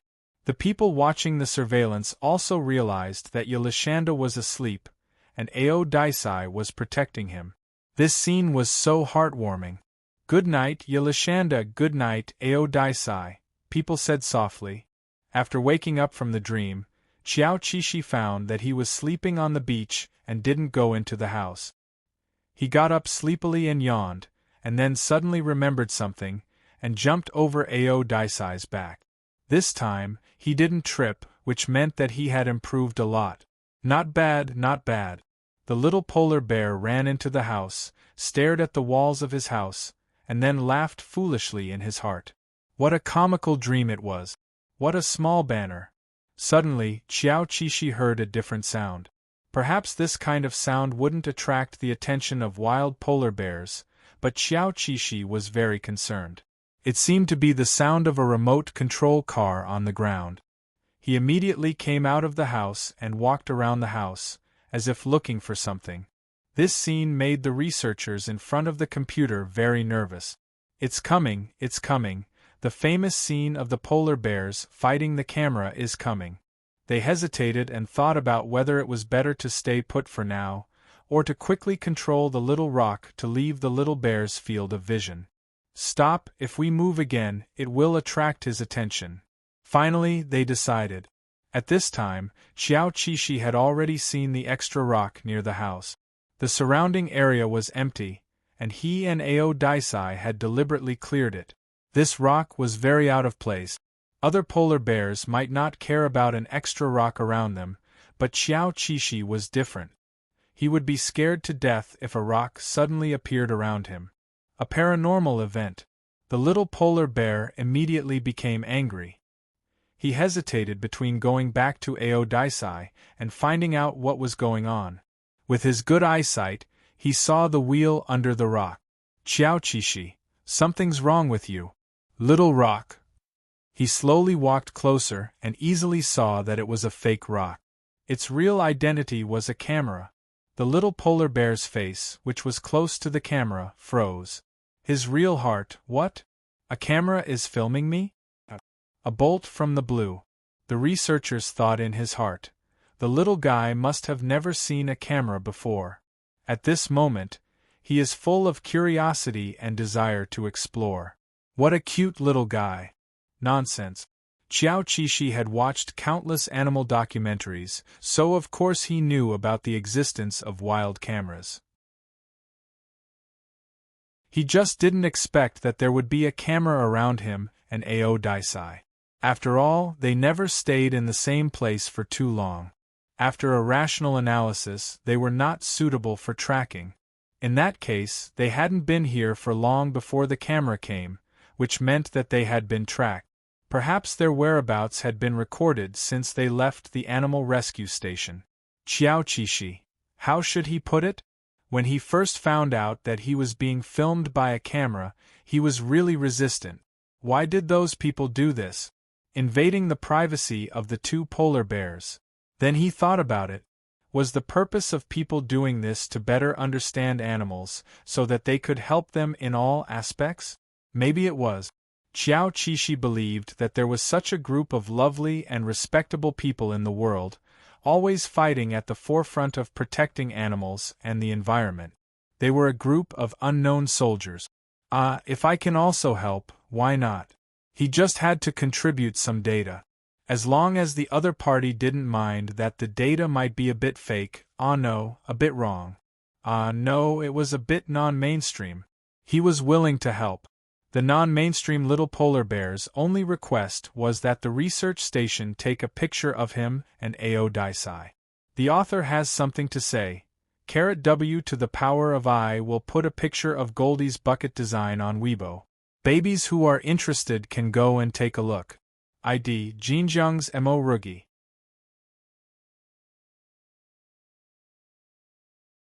Chapter 32. Ao Daisai was astonishingly possessive of Little Bear. Even though he still hadn't slept enough, he still opened his eyes and got up. He followed Xiao Qixi's scent and went out. At this time, Xiao Qixi was playing with the camera outside. In order to not make the data look too unconventional, he felt that he should show the curiosity that a real wild polar bear should have. So he raised his front paw and scratched the head of the fake stone a few times. He pretended to be energetic but impatient. After playing with the stone for a few times, he lost interest. It just so happened that Ao Daisai came. Xiao Qixi was quite nervous for a while. After all, he had heard that polar bears like to rub cameras. Fortunately, Ao Daisai only glanced at the fake stone and didn't think that there was anything unusual about it. His attention quickly turned to Xiao Qixi. He came over and rubbed against Xiao Qixi, as if blaming Xiao Qixi for leaving alone. Xiao Qixi didn't know if she should believe her intuition. Anyway, she believed it first. Of course, Ao Daisai didn't really blame Xiao Qixi. Perhaps it was more appropriate to describe it as rebuking. When Xiao Qixi rubbed against him, he was quickly coaxed. In his heart, he found a reason for Little Bear's departure. He was hungry. Ao Daisai was very straightforward. He and Little Bear rubbed against each other and turned to the beach. The camera quietly recorded this scene. Thanks to the mercy of the two polar bears, Little Sure-Two managed to avoid a disaster and could now work in peace. Looking at the fake stone with ordinary camouflage ability, the little polar bear walked slowly while guessing who the camera was working for. Would his daily life with Aodicei be edited into a BBC production or broadcast on CCTV's Animal World program? In his heart, Little Bear hoped that it was CCTV. If his dream came true, he would feel a sense of accomplishment. Imagine, half a year ago, he was still a loyal viewer of Animal World. Half a year later, he became a member of Animal World. Just thinking about it made him excited. From the day she had a camera by her side, Xiao Qishi intended to turn over a new leaf and become a normal little bear. At the very least, she wanted to provide the country with unadulterated data. There were too many human behaviors, such as crossing one's legs, rolling one's eyes, using Little Yellow to store things, deliberately farting at Aodicei, deliberately putting one's foot into Aodicei's mouth, and even pulling Aodicei's tail. The little polar bear counted and wondered why Aodicei hadn't thrown it away yet. Was he picking a date? It was not difficult to give up these habits. It was nothing more than returning to the time when he had just started living with Aodicei. At that time, Little Bear still knew how to be polite. After a hard day of hunting, Xiao Qishi and Aodicei rested at the door of their house. Aodicei looked at the little bear sitting upright at the door and looking at the sea. It suddenly stopped licking its paws, then lay down and exposed its belly to the night sky. Aodicei rubbed its back while glancing at the little bear, who was thinking about something. But Little Bear always refused to look at him, forcing him to make a low sound from his throat. Xiao Qishi glanced at his friend next door. In fact, he had already received Aodicei's signal to play, but there were cameras here, and he had to be on TV. He didn't want to be shown foolishly playing with Aodicei's belly on TV. Aodicei tilted its head, as if it didn't understand why Xiao Qishi didn't come. Did he not want to play the game today? Once a certain habit was formed, with the polar bear's information processing ability, it was difficult to figure out why. Maybe it wouldn't think about it. However, Aodicei might be a more sensitive polar bear. He would have doubts and would want to figure out what Xiao Qishi liked. He walked over and licked the little bear. Maybe he could develop other games. But bumping, tail pulling, anything was fine. Aodicei, who wanted to play with Xiao Qishi, gently touched Xiao Qishi, and then walked around the other party twice with light step. It was a hint for him to come and catch him. Seeing Aodicei like this, Alex couldn't help but reflect on himself. Why did he want to be an idol? Maybe he wouldn't be able to go on CCTV, and Aodicei would have a psychological problem. After thinking it through, Xiao Qishi rushed up and happily chased Aodicei's big bear all over the beach. Stop. Brother, please leave the bear's tail. Aodicei ran wantonly on the beach. As long as he wanted, the little polar bear couldn't touch a single hair on his head. However, he loved this little bear very much. From time to time, he would let the little bear catch him once. It had to be said that this was a very childish game.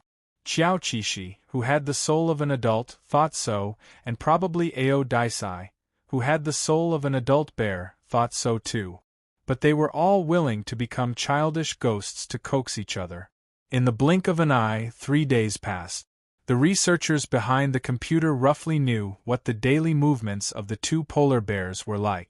Of course, the content was nothing more than sleeping, hunting, and occasionally playing. Hunting took up most of the time, and sleeping came second. This was because polar bears had bottomless appetite. Even if a sea fish weighed 10 caddies, it was difficult to fill their stomachs in a short period of time. Not to mention, 10 caddies of sea fish were rare in shallow waters.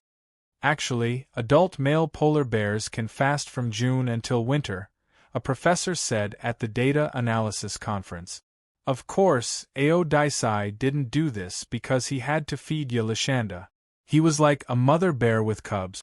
He didn't stop hunting in summer and autumn. Everyone nodded. Ao Daisai hasn't even reached sexual maturity yet. I thought that this kind of behavior would only appear at least after he had the ability to reproduce. Generally speaking, this is the case. The factor that supports animal lactation is maternal hormones. But as you know, the rise and fall of maternal hormones can also change with time and circumstances. It can't last forever. The more they tracked, the more this group of people who loved this work felt that their knowledge was still shallow when it came to polar bears. If they wanted to learn more about polar bears, it seemed that little Shida's continued hard work was indispensable. After Qiao Qishi put down the burden of being an idol in front of it, he still didn't act dignified when he shouldn't. However, he wasn't stupid. When he wanted to act like a bear, he could just pretend with the camera behind his back. For example, when he stayed in the house, he could raise his feet as high as he wanted and stretch them wherever he wanted. It was impossible for the other party to follow him into his house and take pictures. Only the best actor could do that. Qiao Qishi thought to himself, I'm just a little bear, so I shouldn't be able to do that. What he didn't expect was that the private photos of his daily life didn't appear on CCTV. Instead, they went viral on the internet on a global scale. It was worth mentioning that the people who focused on the two polar bears were divided into several factions because of certain issues. Some people thought that Ao Daisai and Yelishanda were friends, while others thought that it was a brotherly relationship or even a father-son relationship. One of the factions firmly believed that Ao Daisai's feelings for Yelishanda were even more passionate than familial love. It should have gone beyond the scope of familial love. The word love appeared on the public chat, but it was obviously more of a human's imagination. It was very difficult to get recognition from the heart. Even the people who imagined it weren't sure. In addition to the two protagonists receiving enthusiastic attention, Yelishanda's yellow bucket was also exposed. This was really unexpected. Some smart businessmen seized this opportunity and rushed to produce a batch of yellow buckets similar to Yelishanda's, making a small profit on this wave. If it weren't for the fact that Qiao Qishi now had a house and assets and lived quite comfortably in the Arctic, he would have sued the businessmen until they were down to their underwear.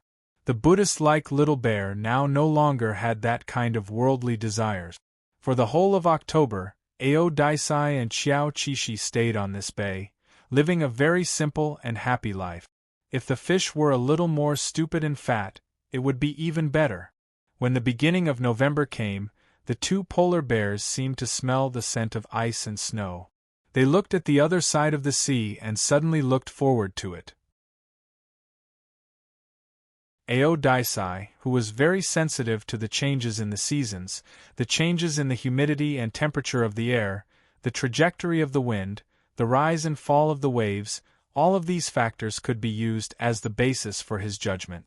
The little polar bear felt something and also learned from him seriously. According to the changes in the surrounding environment and Ao Daisai's performance, he almost knew that his life would soon change. In fact, Qiao Qishi guessed correctly. Soon, Ao Daisai seemed to have made a new decision. They would continue to go north, find a suitable place to go to the sea, and then swim in the direction of the pole. As for the departure time, it should be soon. On this day, the waves on the Pacific Ocean were very small, and even the sound of the tide seemed to be a little gentler. When Qiao Qishi woke up, he received a gentle signal from Ao Daisai to set off. The other party seemed to be a little worried about his mood and especially licked him today.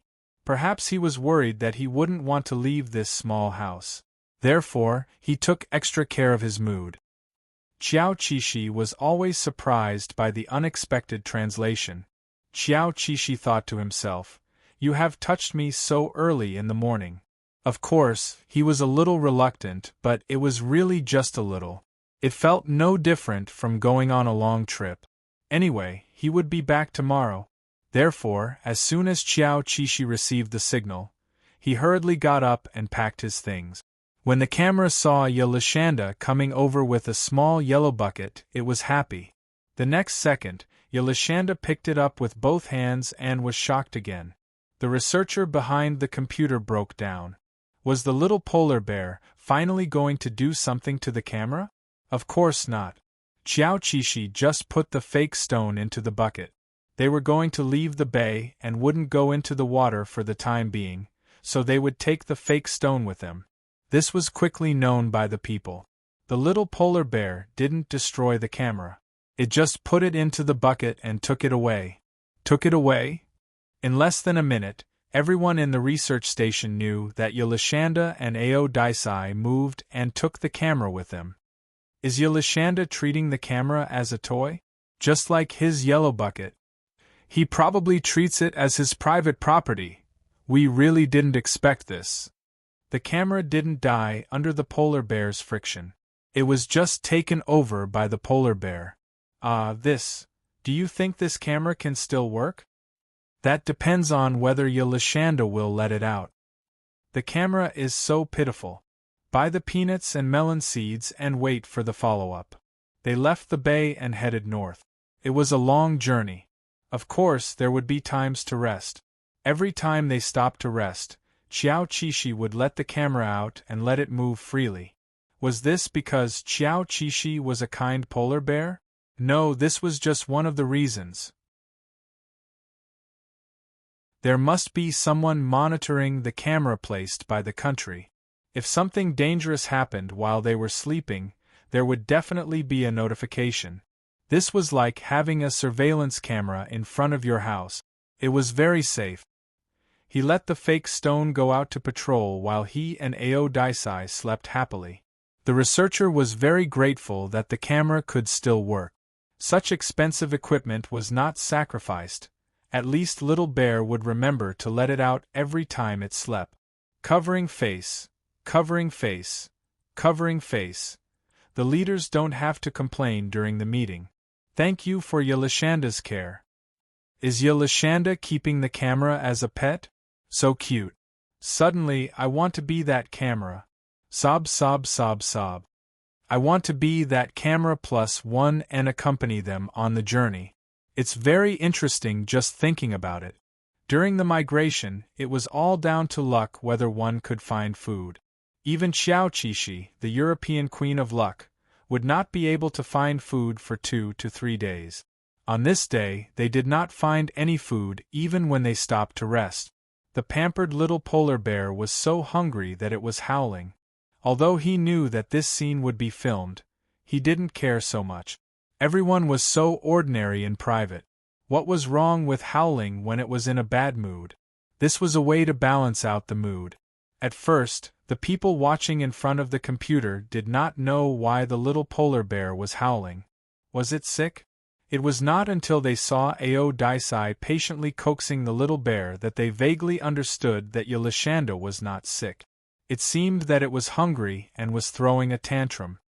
In the entire Arctic, there was only one polar bear that would throw a tantrum when it was hungry. They were all spoiled. At first, people were watching with relish and felt that it was great that Ao Daisai was so good to Yelishanda. Later, the more they watched, the more they felt that, Ao Daisai, you can't be like this. You should give Yelishanda some pressure. Be stricter. However, they put themselves in the role of Ao Daisai, and it seemed that it was difficult to be strict. The first 3 days of fasting was the time when hunger was at its peak. After more than a week, it would slowly adapt to this feeling.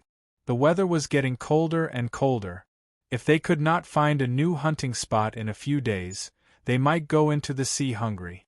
Ao Daisai probably did not want this, so he tried his best to bring the little bear to find food.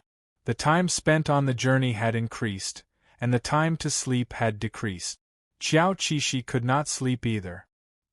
He actively followed Ao Daisai's footsteps and never became a burden on the journey. As they walked, they came to a cliff. The seawater splashed on the rocks, making splashing sounds. Below the cliff was a group of reefs with kelp and shellfish as food, but the path down was quite slippery.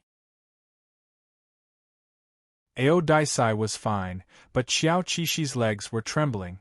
This was a little high. If he accidentally stepped on air, the whole bear would roll into the sea. However, polar bears were always unaware of their own weight and liked to challenge such high-end places. Aodisei walked at the bottom and then turned back to wait for Xiao Qixi, waiting for the other party to take the first step to conquer the cliff. Xiao Qixi, F***CKU.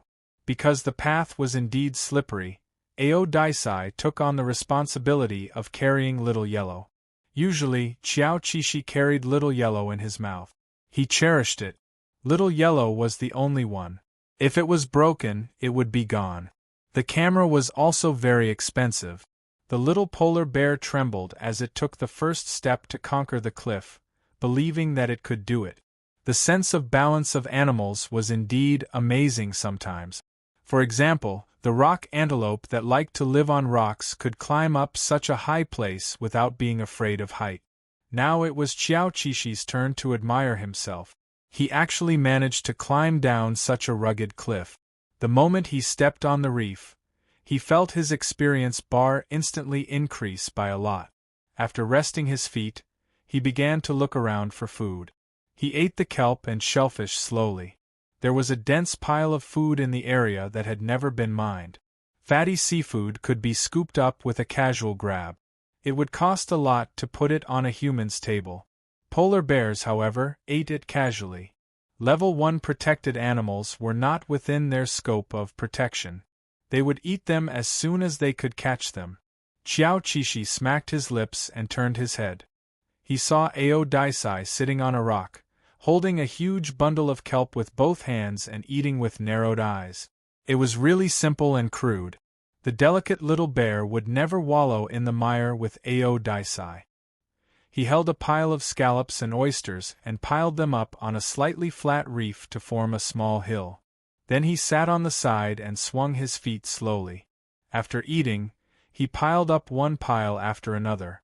Occasionally, he would take a break and be fed some kelp by Aodisei. The camera was placed in a small yellow bucket in a cave on a reef. It was not released today. The researchers realized this and began to guess the situation of the two polar bears. Why was Little Stone not released after so long? After sending out drones to understand the situation, they found out that the two polar bears were fine and eating by the sea. As Xiao Qixi ate, he found that there was light snow falling from the sky. It was actually snowing. The snowflakes fell on the back of Aodisei's nose and melted instantly. He looked up at the sky and continued to eat. Looking at the snowflakes but not feeling cold was a wonderful experience. The little polar bear was in a good mood as he enjoyed the snow and ate delicious food. The naughty little bear couldn't stay idle. For example, he threw an unopened shell at Aodisei and the other party was stunned. About 2 meters away, he couldn't see Aodisei's expression clearly, but it should be helplessness. Aodisei picked up the scallop and happily ate the gift from his little bear. After eating for a long time, he called Little Bear and told him that it was time to go. Xiao Qixi was surprised. Were they going to the sea from here? Weren't they going ashore? His eyes suddenly looked at the small yellow bucket, mainly the camera inside. If they didn't go ashore, they would have to leave the camera behind. Although this place was a little rugged, the staff should be able to come down and take the camera away, right? Xiao Qixi thought guiltily. Well, he didn't do it on purpose. If he knew that they wouldn't go ashore, he wouldn't have brought them down. Half an hour later, the two polar bears and the small yellow bucket went into the sea together. Poor Little Stone was placed at the bottom of the cliff by Little Bear. He stayed alone on the reef and watched their backs as they left. Researcher: What? This is ridiculous, okay? People began to think of reasons to refuse to go outdoors to retrieve the camera. It should be a good choice to tell the leader that he had a cold. After the little bear was full, he felt that he could swim 50 kilometers without panting after going into the sea. Maybe this was proof that he had grown up. However, the sea was a little scary in the dim light. Due to the light snow, although the picture was beautiful, the visibility was not high. Qiao Qishi admired Ao Daisai's sense of direction while concentrating on learning his every move. He had to memorize the route carefully. He also had to master the various details of the long journey in the sea. Knowing that the two polar bears had begun their long journey, people began to worry about them. In this season, the Greenland sleeper shark in the deep sea was a little active. According to the records, polar bears were killed in the belly of the Greenland sleeper shark every year. Of course, Ao Daisai knew about this big killer in the deep sea of the Pacific Ocean, and he had encountered one before. It was an experience of brushing shoulders with the god of death. Perhaps it was because he had struggled on the edge of life and death several times that Ao Daisai developed a calm and profound personality. He didn't look like a sexually immature person at all. Boss Ao, there are still a few months left. The breeding season of polar bears is March and April. Ao Daisai is so special. When he starts eating, he probably won't follow the rules.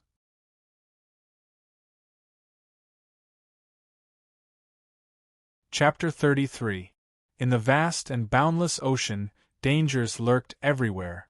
Even if Qiao Qishi hadn't experienced the power of the Greenland sleeper shark, he knew how thrilling this trip was. It was summer when they swam back from the north. The conditions were better than now, but it was night now. Everything would be more difficult than during the day. Qiao Qishi was 120% alert in the water, following closely behind Ao Daisai's figure. The thing he was most afraid of was suddenly seeing shark fins.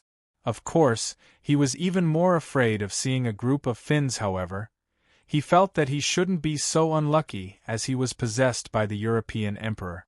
Just as he thought this, the waves around him changed a little. It was like the movement of a large marine animal nearby. What could it be? Even Otis slowed down his movements to observe the situation. Qiao Qishi could not help but feel nervous. She tensed up as well and observed the surroundings. Ao Daisai looked and didn't care. He continued to move forward at a constant speed. This proved that the guy who created the waves was not a threat. This was indeed the case. Later, Qiao Qishi saw what it was with his own eyes. It was a Pacific porpoise couple. This kind of porpoise liked to live in the sea about 20 meters deep near the shore. It was also an endangered animal. In recent years, because of the increasing pollution of the marine environment, they were rarely seen. Qiao Qishi was happy to have a feast for the eyes. They met by chance in the ocean. What was even better was that they were not on each other's menu. This kind of encounter was really beautiful. He should have more. Forget about the sharks. Don't come. On the way, Qiao Qishi encountered several marine animals one after another. It seemed that after dark, everyone liked to come out and act wildly. Perhaps the little bear was really lucky, or perhaps Ao Daisai was experienced enough to lead the way. They didn't encounter any sharks along the way. Of course, it wasn't that they didn't encounter any danger. The biggest danger the little polar bear encountered was being targeted by a scaled sea turtle. Chased his feet all the way. From time to time, it opened its mouth and wanted to bite him. Qiao Qishi wondered if it was his feet that smelled. Why didn't this bastard chase after Ao Daisai's feet instead?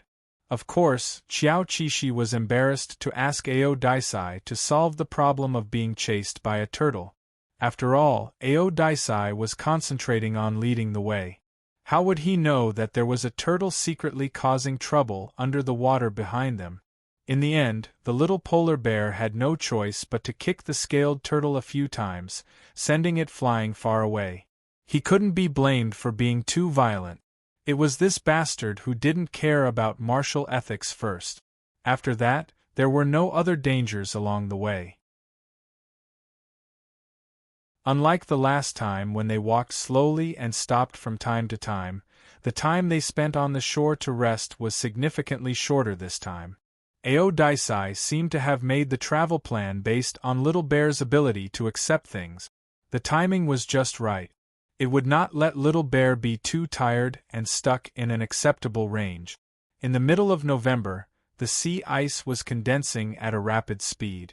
The sea ice area of more than 9 million square meters was enough to attract most of the polar bears back to the ice. Xiao Qishi could feel Otis's urgency. It was as if something was urging him to return to the surface of the ice as soon as possible so that he could hunt enough food to make up for the losses he had suffered in the past 2 seasons. In autumn and summer, Aodai's weight had been stagnant. But in fact, like the little polar bear, he was still in the growth period. There was still room for his weight to increase. Perhaps he would reach his peak before the age of 10. Adult polar bears generally ate enough in the winter. They stored enough fat to prepare for the arrival of spring. In spring, they would focus on the opposite sex, and their attention on food would decrease significantly until they found the person they liked and completed the breeding process. Xiao Qishi certainly didn't understand that Aodai, who was about to reach sexual maturity, had a flame in his body. That was why he was so eager to return to the ice. The reason why he was so eager to return to the ice was much simpler. It was because there were seals on the ice.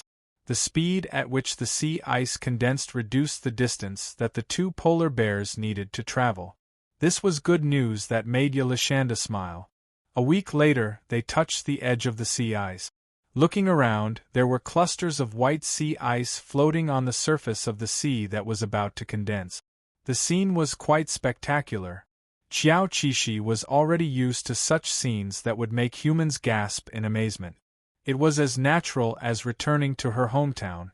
He and Aodai swam in the middle of this kind of floating ice and went to the ice that had already condensed. At this point, Aodai suddenly changed the order in which he led.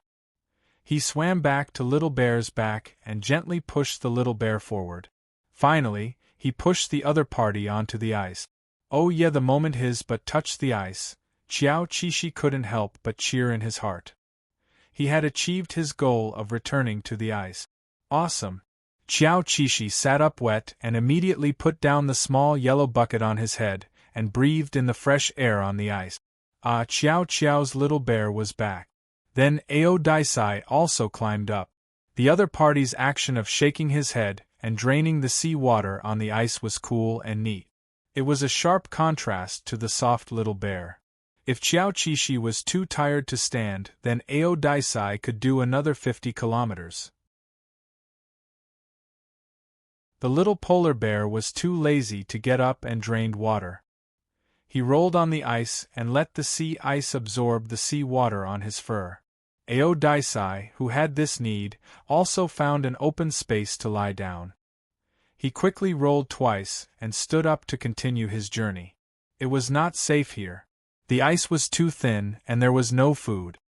He rubbed the little bear, who was lying on the ground because of exhaustion and refused to walk, and patiently encouraged the other party to stand up because they had to go to a thicker ice layer. Xiao Qishi, it's up, it's up! It was snowing all the time and there was no sun. Would the seal come up and wait for the polar bear to catch it? The new polar bear had doubts in his heart. He believed that there would be an answer to this question soon. The feeling of stepping on the ice was always so different. Thanks to the special structure of the polar bear's feet, they walked steadily on the ice and would not slip so easily. The little bear had not eaten for a week, and Aodai was looking for food non-stop. Seeing the other party's anxious back and footsteps, Xiao Qishi was of course not unaware that he was secretly moved. If it weren't for himself, Aodai should be able to hunt slowly. Aodai's style was to be able to do it with ease. Yes, Aodai couldn't wait to catch a seal and let the little bear, who had not eaten a seal for the whole summer, satisfy his hunger. Although he was very tired, Xiao Qishi was also very tired. From the moment he came ashore, he paid attention to the smell of food. But before he could smell the specific location of the seal, Aodai had already smelled it. The first meal on shore was a ringed seal. There were a lot of these seals, and they were distributed all over the Arctic Circle. They were the polar bear's favorite food. bright red blood dyed a large area of the snow red. The body of the seal that had just been killed was emitting white steam because its body temperature had not yet dissipated. Aodicei tore open the tough seal skin as soon as possible so that the little bear could eat warm food. Eating warm food in a world of ice and snow was undoubtedly the happiest time for polar bears. A ringed seal was not enough to fill two hungry polar bears. Little Bear was not greedy, so Aodicei could eat more than half of it. After eating the food that the little bear did not want to eat anymore, Aodicei deliberately touched the other party's nose, as if to say, "Little bastard, I have seen through your little trick, but I can't do anything about it. Chiao-chi-shi. Ahem, I've recently gotten used to the strange tone of my translation. Forget it, anyway, it's fine." After eating a meal that was only half full, Chiao-chi-shi's physical strength was almost recovered, so the idea of going out to hunt alone became clearer and clearer. He raised his head and touched the nose of Aodicei, who was resting, trying to express his idea of going out with body language. However, Aodicei didn't seem to get it. The other party's beautiful eyes narrowed, and she lowered her head and licked him with a more intimate attitude. Annoying. It's like a chicken talking to a duck talking to a chicken. Chiao-chi-shi had no choice but to turn around and face the other party. Then he picked up the small yellow bucket and walked forward. After walking for a few minutes, Chiao-chi-shi turned back and found that Aodicei was following him. "Knock. Can't you be more conscious and not be a stumbling block on my progress? How can you become a legendary polar bear like this? It's more like a useless bear." However, Chiao-chi-shi didn't care. He sped up and continued to walk. He decided that this time, he would hunt alone. Because the little bear walked faster, Aodicei followed behind lazily, but it never had the intention to overtake the other party. Looking at this attitude, it was more or less like the attitude of Bao's mother walking her child downstairs. The only thing missing was an anti-loss bracelet in her hand. Chiao-chi-shi was a little excited because he smelled the scent of a seal nearby. After months of growth, he felt that he had a good grasp of the polar bear's navigator and locator. This location was definitely not far from the mark. In fact, it was indeed so. After walking for a short while, Chiao-chi-shi saw the traces of a seal from afar. The opportunity to practice hunting had come. The first step of Chiao-chi-shi's seal hunting was to place the small yellow bucket. The other polar bears didn't have this step, so the other polar bears entered hunting mode before him. Chiao-chi-shi had just placed the bucket and looked up. F***ck. He was the one who found the seal first. Shameless Aodicei. It was clearly quite far behind just now. How did it catch up with him in one stride? Chiao-chi-shi stomped his feet. He was angry and anxious, but he didn't dare to make a sound. He was extremely manic. At this time, under his cute appearance, there were 10,000 grass mud horses hidden. As he ran, he shouted in his heart, "Aodicei! Let go of that seal and let me do it." Aodicei, who had entered hunting mode, ignored him. It was so shameless. Okay, no matter how angry Chiao-chi-shi was, he didn't dare to scare the seal away. He could only stop nearby, clench his teeth, and look ahead angrily. Okay, isn't it just a seal? In this part of the North Pole, three-legged snakes were hard to find, but ringed seals were everywhere. He just had to find another one. The process of hunting a seal was a little slow. It took at least 10 minutes. After Aodicei brought the seal ashore, he looked up and scanned the surroundings. He didn't find the little bear. But he wasn't in a hurry. The little bear's scent was nearby. Aodicei shook his body a little helplessly. He picked up the prey and chased the little rascal who was running all over the place. Logically speaking, the probability of hunting 3 seals in a short period of time was very low. Even if the European king was alive, it was a little unrealistic. Otherwise, the polar bears' lives wouldn't be so bleak. At least within a 5-kilometer radius, there shouldn't be any other seals. As for places that were too far away, there was no need. Xiao Qishi just wanted to hunt alone, not separate from Ao Daisai. Going too far away would hurt their relationship. It would burden the other party's thoughts. After Ao Daisai caught up with the little bear, he ate a seal that wasn't hot. It was his fault. Ao Daisai was speechless. He seemed to be very honest and didn't seem to blame him. After eating 2 seals in a row, today's activity came to an end. It was time to sleep again. Finding a spot that Ao Daisai liked, Xiao Qishi turned the small yellow bucket upside down on a pile of snow and slammed it down hard. This was a lesson learned with blood. Because Xiao Huang's physique was too light, if he didn't take any protective measures, he would easily roll away. Good night to the world, good night to the stars. Of course, there was also Ao Daisai and a kiss on the cheek goodnight. Before going to bed, Xiao Qishi decided to try again tomorrow. Tomorrow, he definitely wouldn't let Ao Daisai, this troublemaker, mess up his hunting plan. Murphy's Law. Worrying situations would always happen. After waking up, the little bear tried to hunt alone again. There was always a huge monster following behind him. Before encountering a seal, the other party would lazily follow him around. But once he encountered a seal, the other party would be one step ahead of him and kill the seal. There was no room for Little Bear to play at all. So it wasn't that Xiao Qishi wasn't motivated, it was mainly that this year's parents were dragging him down. They seriously hindered his progress. Sigh. Life wasn't easy. Little Bear was angry. Obviously, there was a phenomenon of tomorrow and tomorrow. However, Yelishanda never gave up the idea of independence. According to the GPS positioning provided by the rescue station, the research station learned that the 2 polar bears had successfully landed on the sea ice.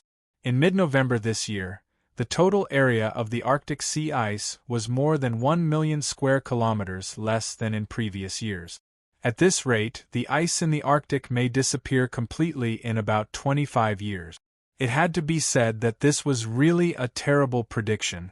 It seemed that people's measures to deal with global warming could not be delayed. Otherwise, these animals that relied on the sea ice to live would be homeless. With the increase of sea ice, the other polar bears also returned to the ice one after another, actively hunting for food, replenishing their physical strength and fat, and preparing for next year's spring. The 2 polar bear teams also began to encounter other polar bears one after another.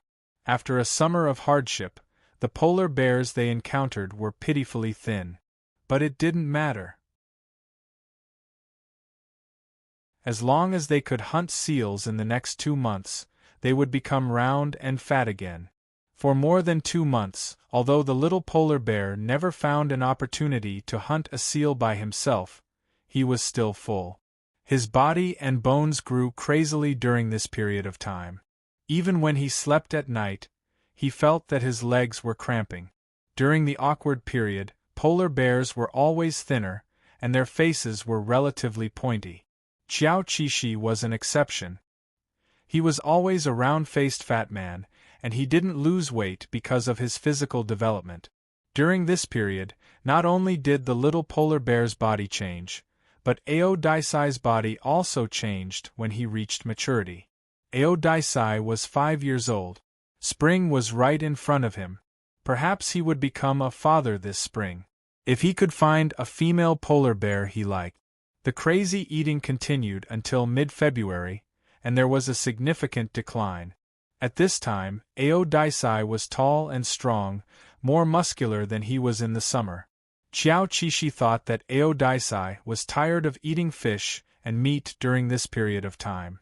He was so excited that he wanted to show off his skills during this period of time.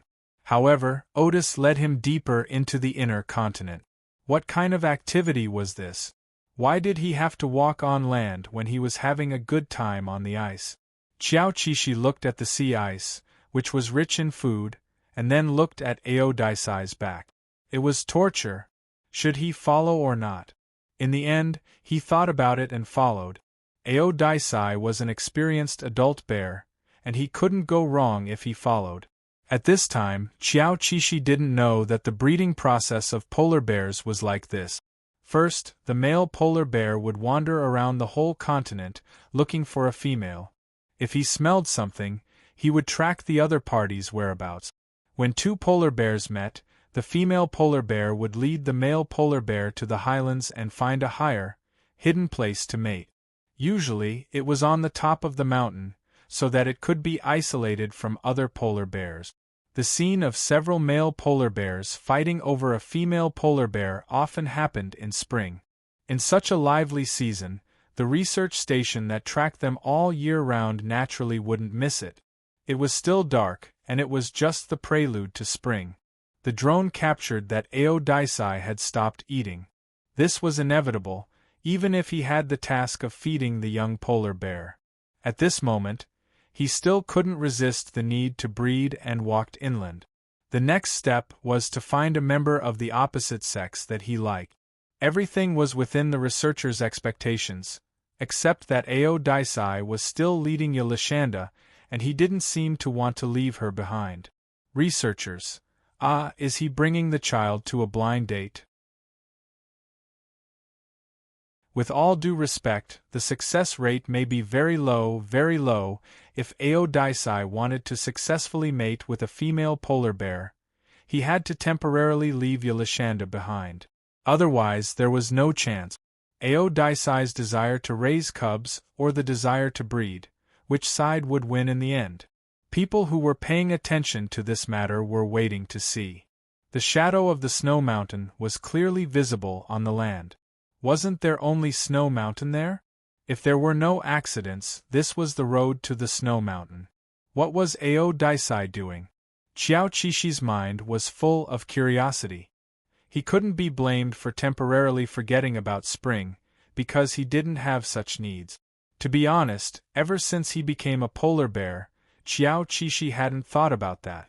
However, Qiao Qishi was soon forced to understand the truth. In the snow, he and Aodisai were sleeping together in a leeward place. In a daze, Qiao Qishi felt that the source of heat in his body had left. He was used to sleeping with Aodisai, so he immediately woke up. Did he have to get up and hurry? But he clearly remembered that he had just fallen asleep. The sleepy little polar bear raised its head and froze for a moment. This! He immediately closed his eyes and turned his head away. But after closing his eyes, his mind was still filled with the scene he had just seen. Aodisai was sitting next to him with his legs crossed, lowering his head and licking his own. Qiao Qishi shook his head, trying to get rid of the scene he had just seen. Don't think about it. But after calming down, he thought again. Oh, so polar bears are like this, so domineering. Little bear, looking forward to the future, readers. Looking forward to the future.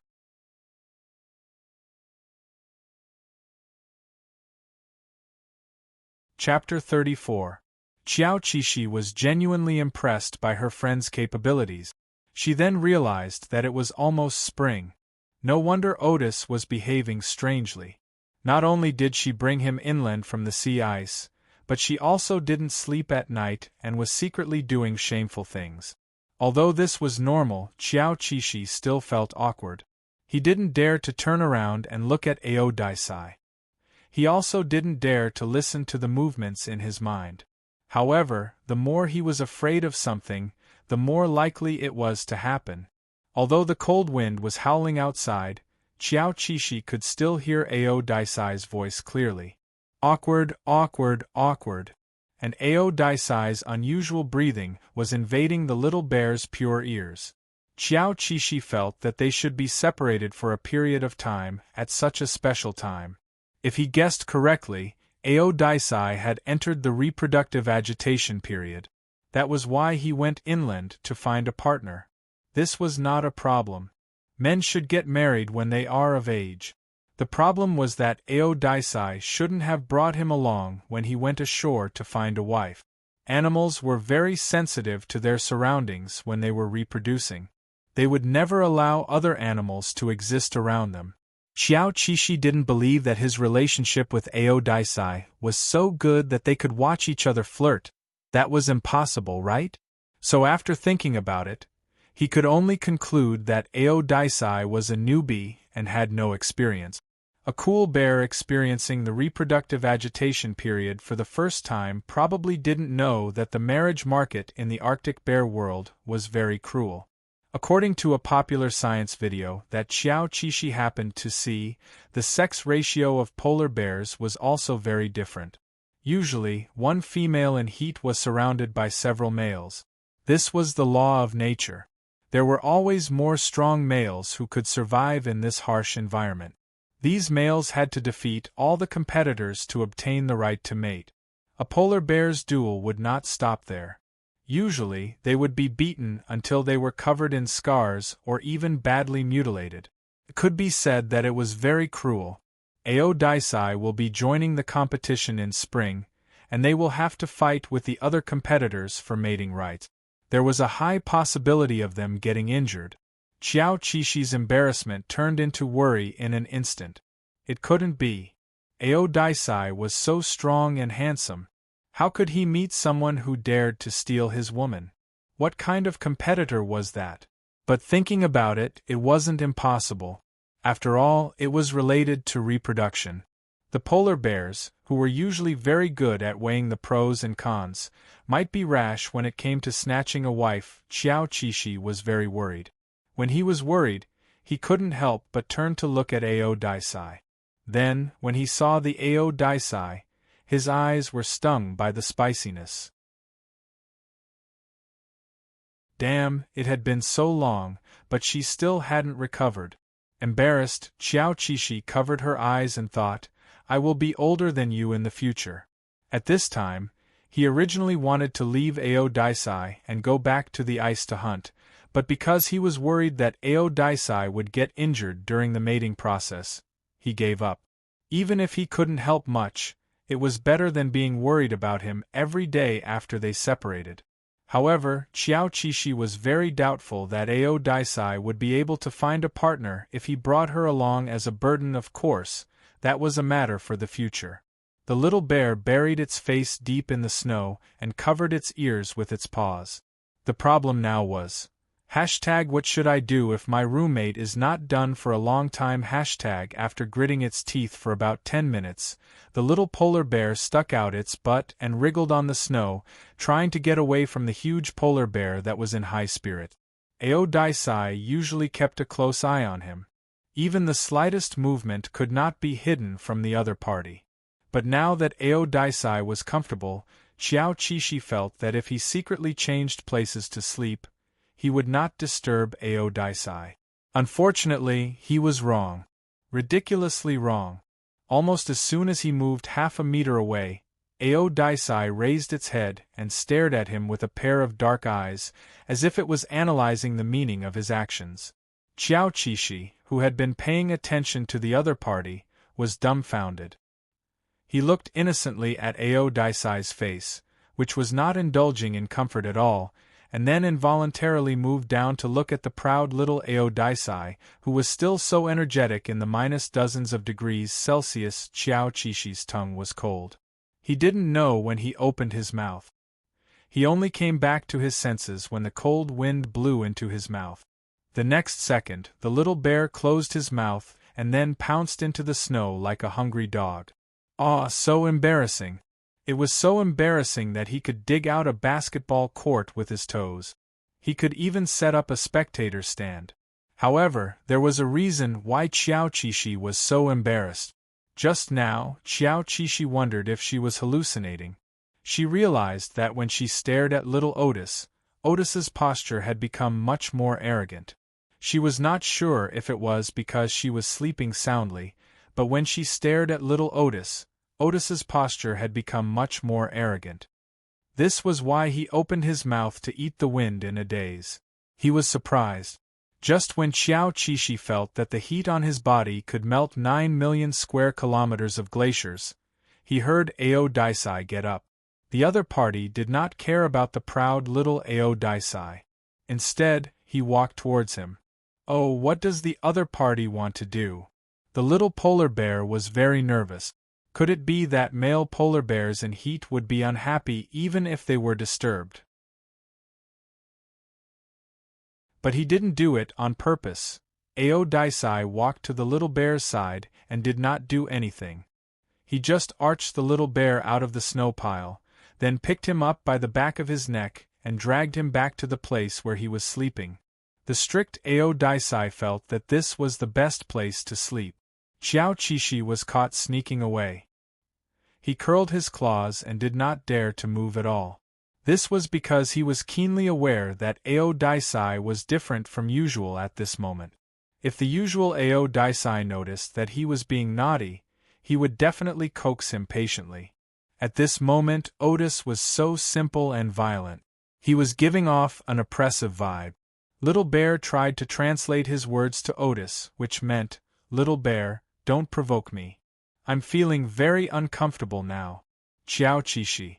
Even Xiao Qishi did not know why. Recently, when he translated Aodicei's body language, it was as if he was possessed by the CEO. Bang! Little Bear was picked up by Ao Qishi and returned to his original position. He did not resist and just lay there obediently. Aodicei's current situation should be quite uncomfortable. Xiao Qishi had thought wrongly just now. Aodicei was not human. How could this kind of thing be comfortable? There was no way for him to vent. He should be very uncomfortable. In fact, this was indeed the case. Half an hour ago, this newly matured male polar bear experienced his first agitation. Of course, it was not appropriate to describe Aodicei as a small lipstick.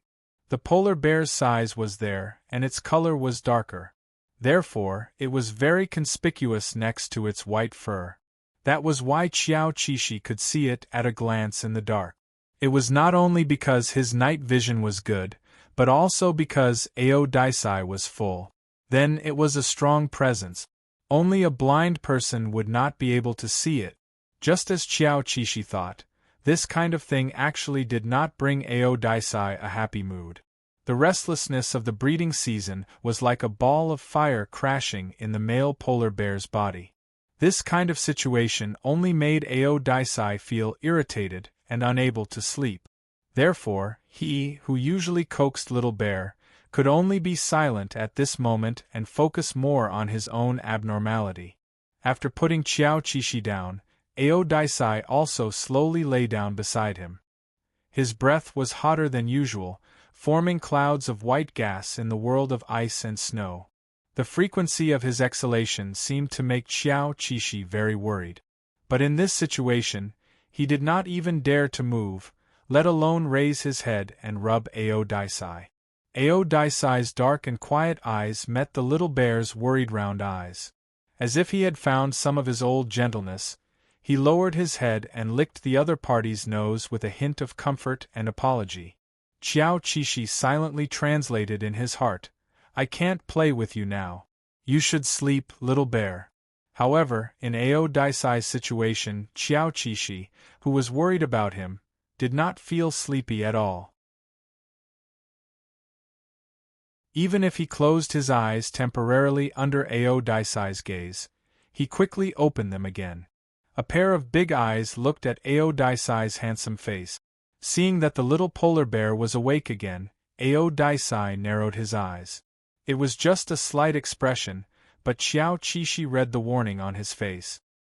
He did not know what Aodicei was warning him about, but Xiao Qishi sensed danger. So he quickly closed his eyes obediently.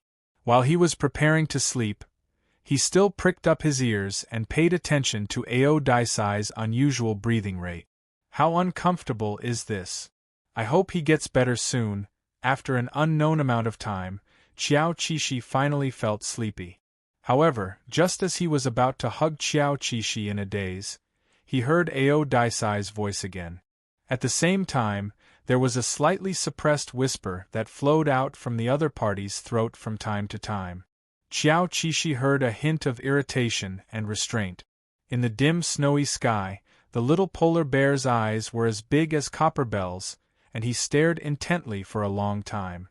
It was difficult for Aodicei not to notice him. Their eyes met. Two pairs of eyes that looked almost the same. The small pair was innocent, and the big pair was mature and calm. Xiao Qishi was caught peeking instead of sleeping again. He was embarrassed and a little scared. Ao Daisai's eyes made his hair stand on end. He thought about it and buried his head in the snow. Snow escape. However, the little polar bear's snow escape could only be called self-deception. Although his face was buried, his whole body was still exposed. After being interrupted by the little bear again and again, Ao Daisai didn't seem to have any intention of continuing. He directly ignored the strangeness of his body and just lay down as usual. He even licked the snow around his mouth to quench his thirst and cool himself down. There was no movement for a long time. The little polar bear breathed a sigh of relief. Only then did he dare to raise his head and found that Ao Daisai was lying on the snow beside him. It seemed that the situation was better. But he didn't think about it. If Ao Daisai was better, how could he not hug and kiss him? Under the wrong judgment, Xiao Qishi slowly crawled into Ao Daisai's arms. In a world of ice and snow, he couldn't sleep soundly without some heat. And he didn't want Ao Daisai to think that he was a little ungrateful wolf. It was obvious that his little friend was going through painful things, but he didn't care and could even fall asleep. That was really wrong. He wasn't such a bear. Ao Daisai looked at the little bear approaching him and didn't happily hug and lick him as usual. He raised his face and shook off the snowflakes that had just fallen on his head, breathing out clouds of white air from his nose. Still, from this action, Xiao Qishi could see that the other party was still very uncomfortable. His heart ached. He raised his paw and wanted to touch Ao Daisai's face, but Ao Daisai suddenly turned over and pressed him into his arms. At first, he was just motionless. Xiao Qishi was covered in such an airtight cover. He only felt that the temperature around him had risen by more than 10 degrees. It was very warm. The cold wind outside couldn't blow him at all. It was all blocked by Ao Daisai's tall body. Suddenly, Ao Daisai made a very small movement. Although it was very small, Xiao Qishi's head still buzzed. The whole bear was a little confused. What was Ao Daisai doing? As if to clear the little bear's confusion, Ao Daisai rubbed against him twice. This time, not only Xiao Qishi, even little Huang, who was nearby, knew what Ao Daisai was doing. Xiao Qishi. Knock. A layer of anger rose in his eyes, and his heart collapsed. Ah, damn hooligan, Ao Daisai. Let go of this innocent little bear. He knew that he was handsome, had a good figure, and his fur was as white as snow. There were not many polar bears in the Arctic who could compare to him. Ao Daisai just happened to be in need of a hooligan, but he couldn't look for him. How annoying. Xiao Qishi, who was willing to sacrifice himself for his brother, didn't want to be his brother's tool. He struggled with all his might, but he forgot that there was a huge difference in strength between them. It was very difficult to fight back. Ao Daisai rubbed against him again. Tue? Sure enough, all men were the same. Xiao Qishi cried out twice to express his dissatisfaction. He hoped that Ao Daisai wouldn't be like this. Then, Ao Daisai also replied with 2 sounds. It was full of suppression, irritation, and forbearance. These were all normal. The most amazing thing was that Xiao Qishi even translated a coquettish action that he was very familiar with, acting coquettishly. Ao Daisai's voice was mixed with a certain hidden meaning. The general idea was, I know you are very angry, but bear with it for my sake. Don't fall out with me. Xiao Qishi froze. He raised his head and wanted to roar against the wind. Ao Daisai, what are you saying? How can I tolerate this kind of thing? Speaking of which, just watching the other party pleasing him was already very shy and awkward, not to mention that he was also forced to participate. Xiao Qishi was different from animals who only relied on their instincts to survive. He was rich in emotions and had a human mind. Coupled with his sharp senses, he could think a lot. His sense of shame and conservativeness didn't disappear just because he had been a polar bear for almost a year. However, when Xiao Qishi clearly received Ao Daisai's call for help and those rich and diverse emotions, he couldn't get angry at all. After being together for a long time, they already had a deep emotional bond. Forget it, forget it. After gritting his teeth and thinking about it, Xiao Qishi closed his eyes and couldn't be bothered to struggle anymore. Anyway, whether he struggled or not, Ao Daisai wouldn't stop.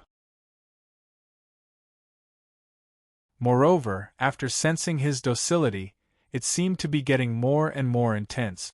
If this could make the other party less manic and uncomfortable, Xiao Qishi could continue to endure.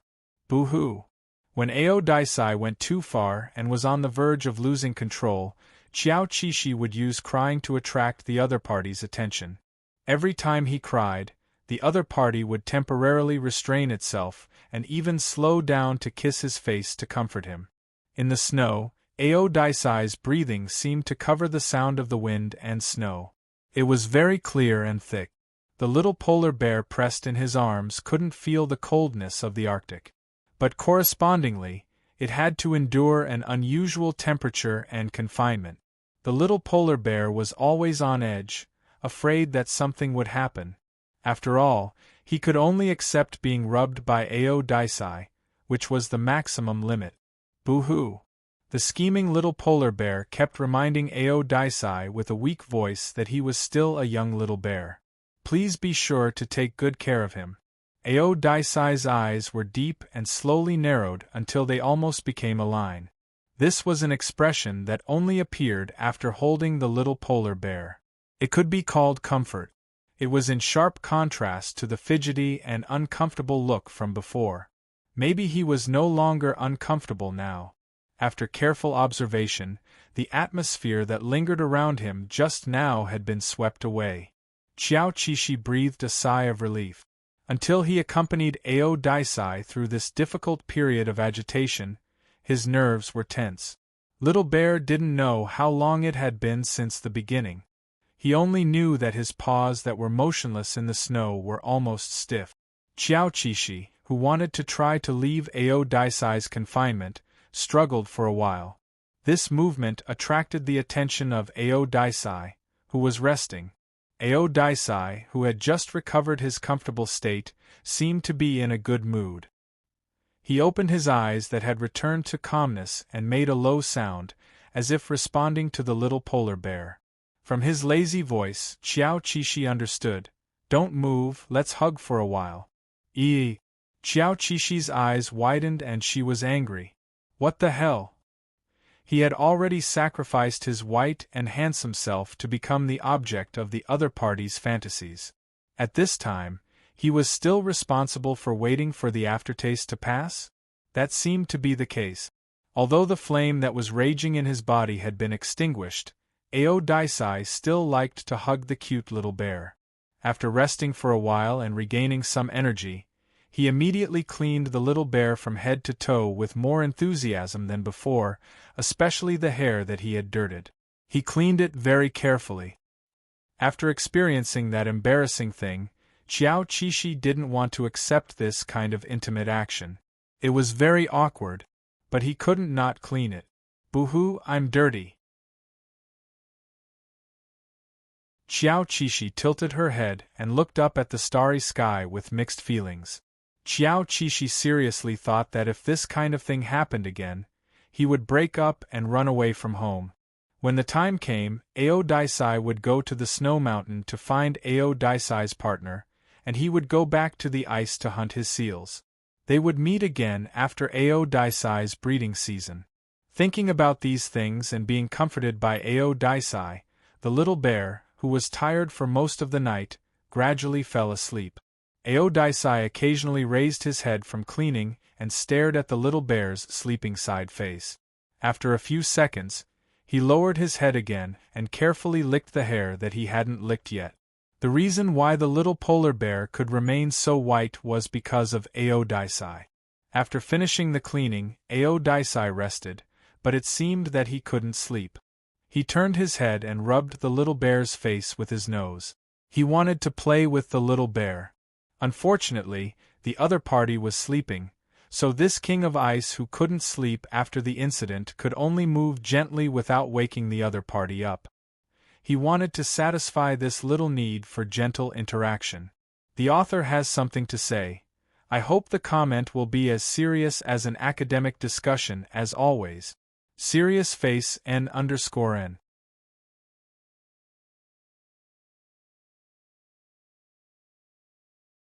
Chapter 35. Every researcher in the research station knew that when a pair of wild polar bears reproduced, the larger male polar bear may cause harm to the smaller female polar bear. This was not just a problem of the size difference between the two sides. There was also the problem of mating duration. Generally speaking, the larger and fiercer the animal was, the shorter their mating time was. However, the polar bear's mating time was surprisingly long. Their mating time was up to half an hour on average. There was once a researcher who followed a pair of breeding polar bears. They mated for more than 60 minutes on top of a secluded snowy mountain. It could be seen that the duration varied from bear to bear. A domineering male polar bear would repeatedly court the female polar bear to increase the chances of the female polar bear becoming pregnant. During this period, not only the female polar bear was at risk of being crushed, but the male polar bear was also at risk of being injured. The male polar bear's reproductive organ was completely different from that of humans. They had a fragile bone that was more than 10 centimeters long. With the environmental pollution and changes, some polar bears that were not so physically strong had a greater risk of fracture during reproduction. Of course, the male polar bear that could last for more than 60 minutes had a very small chance of fracture. After it confirmed that the female polar bear with it was most likely pregnant, it would leave the other party and look for other female polar bears. Perhaps they would meet 3 to 5 times in a breeding season. In short, the two sides would never have feelings of nostalgia and love. Like Aodicei, after releasing on the little bear, he calmed down and wanted to be intimate with the little bear. This was an abnormal behavior. Perhaps it was because in Aodicei's heart, even if there was no unfamiliar restlessness, he would still be obedient and loving to the little bear. This seemed to have nothing to do with estrus. On the snowy night of the accident, Aodicei did not sleep at all. Because spring was coming, even if it was temporarily relieved once. But there was still the whole breeding season waiting for him. As for why it entered the warm-up period in advance, it was probably because Aodicei's quality of life was good. Oh no, it was good physical fitness. Just like humans, boys who were also in puberty, but their development was uneven. Genetic advantage and acquired conditions determined fate. This was the reason why female polar bears would choose strong males as the father of their children. Aodicei's genes should be very good, and so was Yelishanda. Growing up in a good environment, he looked bigger than the little bear of the same age. It was not only because of his fat, but also because of his excellent bones. Although all polar bears looked the same to humans, in fact, polar bears were very clear about the differences in strength and appearance between polar bears. For example, Xiao Qishi thought that Aodicei was very handsome, and no polar bear in the Arctic Circle could compare to him. Similarly, in Aodicei's eyes, the little bear that he picked up was the cutest thing in the world. He didn't want anyone else but this one. The optimistic Xiao Qishi quickly forgot about what happened last night the moment she woke up. After all, it was just a normal physiological problem that animals could not control. It was not Aodicei's fault. When she woke up, she found that Aodicei was also awake and looking at her gently. How could he know that Aodicei was tortured by his first menstrual period and did not sleep at all? Little Bear, who did not hold any grudges, used his head to nudge Aodicei's chin. He even wanted to shrink into Aodicei's arms and sleep soundly. He was not an adult and he was not looking for a wife. Why did he wake him up to hurry? It was funny. Little Bear, who was cold in the wind, shrank into Aodai's arms and closed his eyes for half an hour. He could not stand the condemnation of his conscience. 1, 2, 3, get up. He stretched his back and stretched his muscles, then yawned loudly and shook his head. It was still snowing and the wind was quite strong. In order to find a wife for Aodai, Little Bear was duty-bound. Aodai also shook his fur. Snowflakes fell on his eyelashes, and there was an unexpected kind of gentleness. Xiao Qishi, who was infatuated with his brother every day, had only seen it about 10 times. The two figures, one big and one small, continued to move towards the snow mountain. There were many young polar bears on the road like them, but few polar bears had such a clear goal like Aodai. They went straight to the top of the mountain from the beginning, instead of showing off their charm first. This was a very strange move. How could they reproduce in spring without a partner? In this busy season, researchers were destined to invest a lot of manpower and material resources to follow the most mysterious and important side of animals. Aerial photography and land walking cameras could no longer meet the demand. Researchers had to carry machines to the scene to track animals in person. Only then could they take more quality pictures.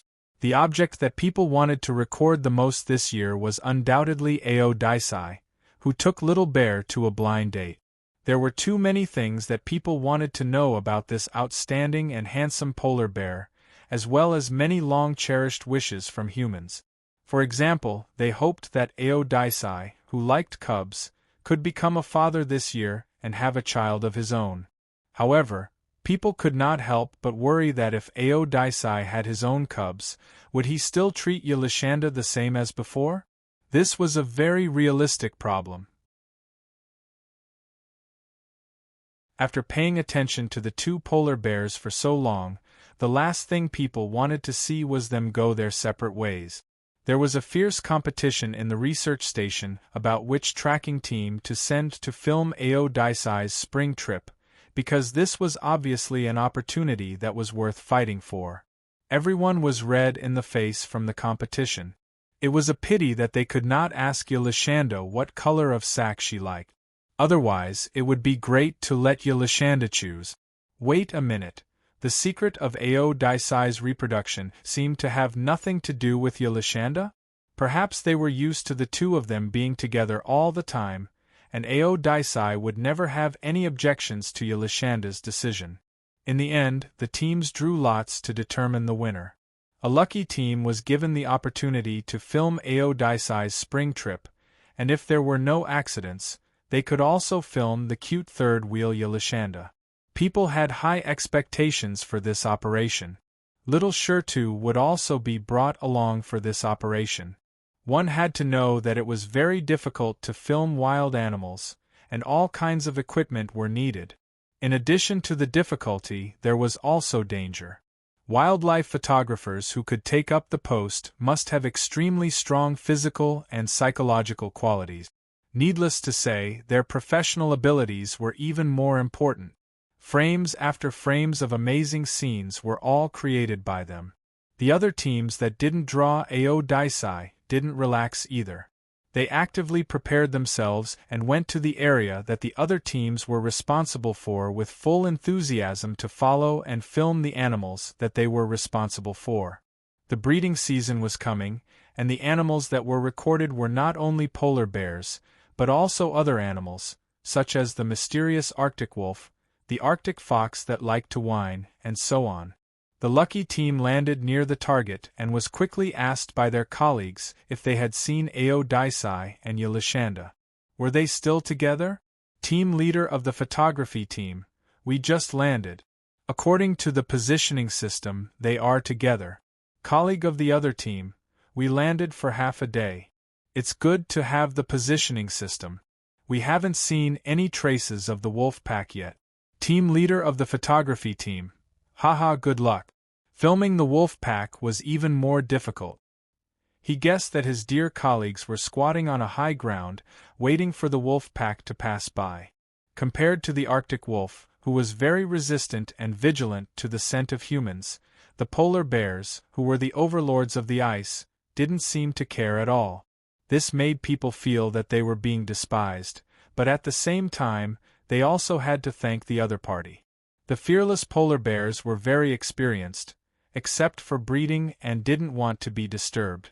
The photography team was very cautious. They didn't rashly approach the polar bears just because they didn't care. In the long distance, Aodisei and Yelishanda, who were slowly moving forward, appeared. Among them, Yelishanda's yellow bucket was very eye-catching. The photographer in front of the camera smiled knowingly. Oh, Yelishanda's yellow bucket really blocks the wind and rain. Walking in the snow, they looked leisurely and comfortable, in sharp contrast to the people who wore thick wool hats and gloves. Some photographers refused to wear gloves because they wanted to feel better. This required a lot of courage. After shooting the long distance, they were about to shoot the closer shots, focusing on the scene where the two polar bears stopped to rest. Aodisei and Yelishanda always got along differently. The staff in the research station knew that they liked to hug each other to sleep, even in the very hot summer. 8 hours later, the whole team hid in the vicinity. The leader of the photography team recorded a voice message. 8 hours after following Aodisei and Yelishanda, they chose a leeward position and seemed to be planning to sleep. After thinking for a while, he said, Yelishanda put the yellow bucket upside down in the snow before sleeping and even patted it a few times. I have to say that his bucket is really sturdy. Next, Aodisei used his huge body to block the wind and snow for Yelishanda. How doting! After being a wildlife photographer for so long, it wasn't that the leader had never shot a heartwarming scene, but seeing the two polar bears in front of him always made him feel happy. The other members of the team were whispering and laughing about the sleeping Aodisei and Yelishanda. Someone even joked in the tent, "Why don't we team up in the middle of the night to steal Yelishanda's bucket? What do you think?" Team member Ben quickly shook his head and said, "No, I'm afraid of being patted on the head by Aodisei." Team member Ella's face was full of excitement. "Hey, we're not far from Yelishanda. This is a magical experience, don't you think?" No one had any objections to this point and they all agreed. Soon, they were called out by the leader through the radio. Something must have happened as he sounded a little anxious, so the team members immediately prepared to go. When they reached the equipment, they understood the reason for the leader's anxiousness. At this moment, it wasn't just the people who were shocked. At the same time, Yelishanda was also shocked. 2 minutes ago, Xiao Qishi said goodnight to all the little cuties, including the high-quality yellow bucket. Then he found a comfortable position in Aodisei's arms. He closed his eyes and prepared to sleep. Aodisei also finished saying goodnight to Little Bear. He licked his paws, but narrowed his beautiful eyes and didn't intend to sleep. Because he wasn't very sleepy and he was upset. This kind of unhappy mood and exuberant energy made Aodisei too lazy to care about the nearby peeping humans. Generally speaking, as long as there was no malicious intent, polar bears in a relaxed state would sometimes even poke their heads out to look at the humans who were filming. Of course, to chase them away, they only needed to throw a snowball. Feeling that Aodisei's breathing rhythm was disrupted, the little polar bear shook his ears, and a thought rose in his heart. No way, help. Aodisei can't be thinking of doing something bad again, right? The little bear in Aodisei's arms froze. He stayed in fear for 2 minutes, and then his guess was confirmed. He first felt pain in the tip of his ear. The bastard Aodisei was using the strength to torture bears to bite his ear. 2 cute ears taking turns to be persecuted. Oh! Little Bear's mouth overflowed with dissatisfaction and discomfort. But it was useless. Next, he was bitten several times on his face, neck, and other places that could be bitten. During this period, Aodisei's breathing became more and more rapid, and the frequency of 9 short breaths and 1 long breath made the little bear's scalp tingle. He almost didn't think about it, got up and rushed out. No, no, no, no, no, no, he didn't want to be Aodai's tool bear. Goodbye. Polar bears have a characteristic, that is, no matter what runs in front of them, they will chase after it. Aodai held Xiao Qishi back in his mouth, not out of the nature of a polar bear, but out of his unnatural love for this little bear. The moment Xiao Qishi felt pain in the back of his neck, he felt a huge monster covering him. Damn, unsurprisingly, the tragedy of the snowy night 2 days ago happened again. The difference was that this time Aodai didn't even have the prelude to pleasuring himself, and directly sought relief from him. Xiao Qishi was numb. Oh, what's going on? 2 days ago, he vowed that if there was a next time, he would run away from home. However, at this moment, he was pressed down by Aodai in the snow and couldn't move, but he couldn't bear to bite Aodai's forearm. He believed that with his strength, this bite would definitely draw blood. But Xiao Qishi found that he couldn't do it at all. Other than cursing a few times, his heart was still on Aodai's side. Even if he didn't like it, Xiao Qishi still thought that Aodai wasn't human, and the other party didn't know that this was wrong. But he didn't understand why Aodai would dawdle with his little friend who ate and lived with him every day. Polar bears shouldn't have the concept of compromise. In fact, even if 2 polar bears were in their breeding period, it wasn't easy for them to compete with each other. The male had to like the female, and the female had to like the male. Only then could the two enter the next step. Thinking about it this way, it meant that Aodai liked him? Xiao Qishi's eyes widened, and he was shocked by the conclusion that he had deduced. He swallowed his saliva and felt that it shouldn't be possible. Maybe the other party just felt uncomfortable and wanted peace? Little Bear was in a state of shock and doubt, and he had no choice but to lie down docilely. The strong Aodai covered the little bear from top to bottom and rubbed against him more and more fiercely. Unlike the slightly coarse hair of adult polar bears, the little bear's hair was fluffy and soft, and it was well maintained. The close enough distance allowed Xiao Qishi to clearly map out some images. After all, he had seen it before, so it was easier to imagine it. Shame. The scorching temperature, in contrast to the cold air of the Arctic, always made him feel like his back was about to melt. If he was a block of ice now, then Aodai was a ball of fire. Ice couldn't extinguish fire, but fire could slowly melt ice. Even if Xiao Qishi knew that Aodai wouldn't hurt him, he couldn't help but tremble in such a scene. Woo-woo. In the face of fear, the little polar bear made a weak sound to the powerful Aodai. This sound gently cut through the silence of the snowy night and fell in Aodai's heart like a feather. Aodai, who loved him, obviously didn't lose his mind. Aodai would be gentler in order to appease him and not scare him. But this would last for a longer time. In the end, Xiao Qishi gritted his teeth and decided that no matter how fierce Aodai was, he wouldn't make a sound. After all, he wanted to go over quickly. Go over quickly. The people who were filming nearby could only see Aodai's back, while the little bear was completely blocked by the other party and couldn't spy on him. People could only know that Aodai's target was Yelishanda, but how was that possible? Yelishanda was not only a male polar bear, but he was also only 2.5 years old. He hadn't reached maturity at all, so how could he be the target of Aodai's estrus? In other words, even if Aodai did become restless, and Yelishanda happened to be next to him, they couldn't have any thoughts about each other. The most normal reaction would be for Aodai to leave alone, without eating or drinking, to search for females overnight. In the following breeding season, he would vent his exuberant energy to his heart's content. But now, the cute combination that people had always thought of as a great friendship didn't seem to be as simple as friendship. At least, Aodai didn't treat Yelishanda that way.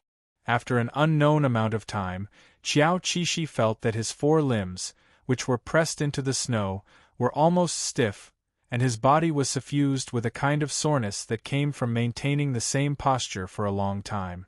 Ao Daisai, who was on his back, finally regained his composure. It was dirty, and it wasn't as simple as its fur. Xiao Qishi swore that he would take a good bath in the snow later. Once it stopped, the atmosphere that made Xiao Qishi tremble just now was swept away. Ao Daisai's gaze also returned to being gentle, and it was no longer as domineering and unreasonable as before. It immediately lowered its head and licked Xiao Qishi's face in an apologetic manner. Such a gentle giant was brimming with undisguised affection. Its attitude could be said to be a little indulgent. Xiao Qishi, who had already suspected that something was wrong with Ao Daisai, suddenly met the other party's affectionate gaze. He was stunned, and then his heart skipped a beat. It can't be, Ao Daisai. This kind of gaze made him, who was being watched, feel like he was being loved. Of course, Xiao Qishi had always known that Ao Daisai loved him, but he didn't know that it was love. Xiao Qishi was stunned, and he was instantly shocked by his intuition. Because of the combination of human thinking and the sensitivity of polar bears, and the accident that happened in the past 2 nights, he could only interpret in one direction. Ao Daisai liked him. Faced with this answer, Xiao Qishi was stunned for about half a minute. Finally, he regained his ability to think. No, that's impossible. How could a polar bear like another polar bear? Xiao Qishi wasn't referring to the love between friends, but the love that came with love. The polar bear's desire would only appear during the breeding season, but he felt that Ao Daisai didn't seem to be affected by the breeding season. The arrival of the breeding season just made him do one more thing, and this thing was to let the slow little bear know that the other party was obedient to him and treated him like an ancestor. It wasn't because of fatherly love, and it wasn't because of friendship. It was another kind of inconceivable love. Xiao Qishi's entire bear fell into confusion after deducing this result. If it was true, this was too unbelievable. Did Ao Daisai have love? If it was another polar bear, Xiao Qishi might be suspicious, but if it was the smart Ao Daisai, Xiao Qishi had mixed feelings. If Ao Daisai was a human, it would definitely be a heartthrob. Ao Daisai's feelings were rich and delicate, and it had a very good ability to express itself. It was indeed very likely that it had love. However, Xiao Qishi was still very shocked. Since the day he became a polar bear, he was prepared to spend the rest of his life alone and without love. Anyway, even if he didn't become a polar bear, it was very likely that he wouldn't have love. Being in love wasn't a necessity. However, he didn't expect that after being a polar bear for a year, a relationship problem would appear out of thin air. #What should I do if a male polar bear has a crush on me? I'm also a polar bear, I'm also a male, and I'm underage. Just like that, Xiao Qishi fell into his own world. His mind was filled with the truth that he had just learned. On the side, Ao Daisai was carefully cleaning the little bear's hair. His movements were gentle and careful. Almost every half a minute, he would look up at the little bear's face. Although he couldn't speak, his eyes were full of thoughts. Did polar bears have love? At least it seemed that Ao Daisai had love, but he couldn't say it out loud, and it could never be scientifically proven. That was love. The author has something to say. Dear excellent researchers, this is today's topic. Please submit an opinion of at least 25 words later. Meeting adjourned. You're tuning in to the Phoenix Nights YouTube channel. Don't forget to subscribe and join us on this journey to catch the most captivating stories.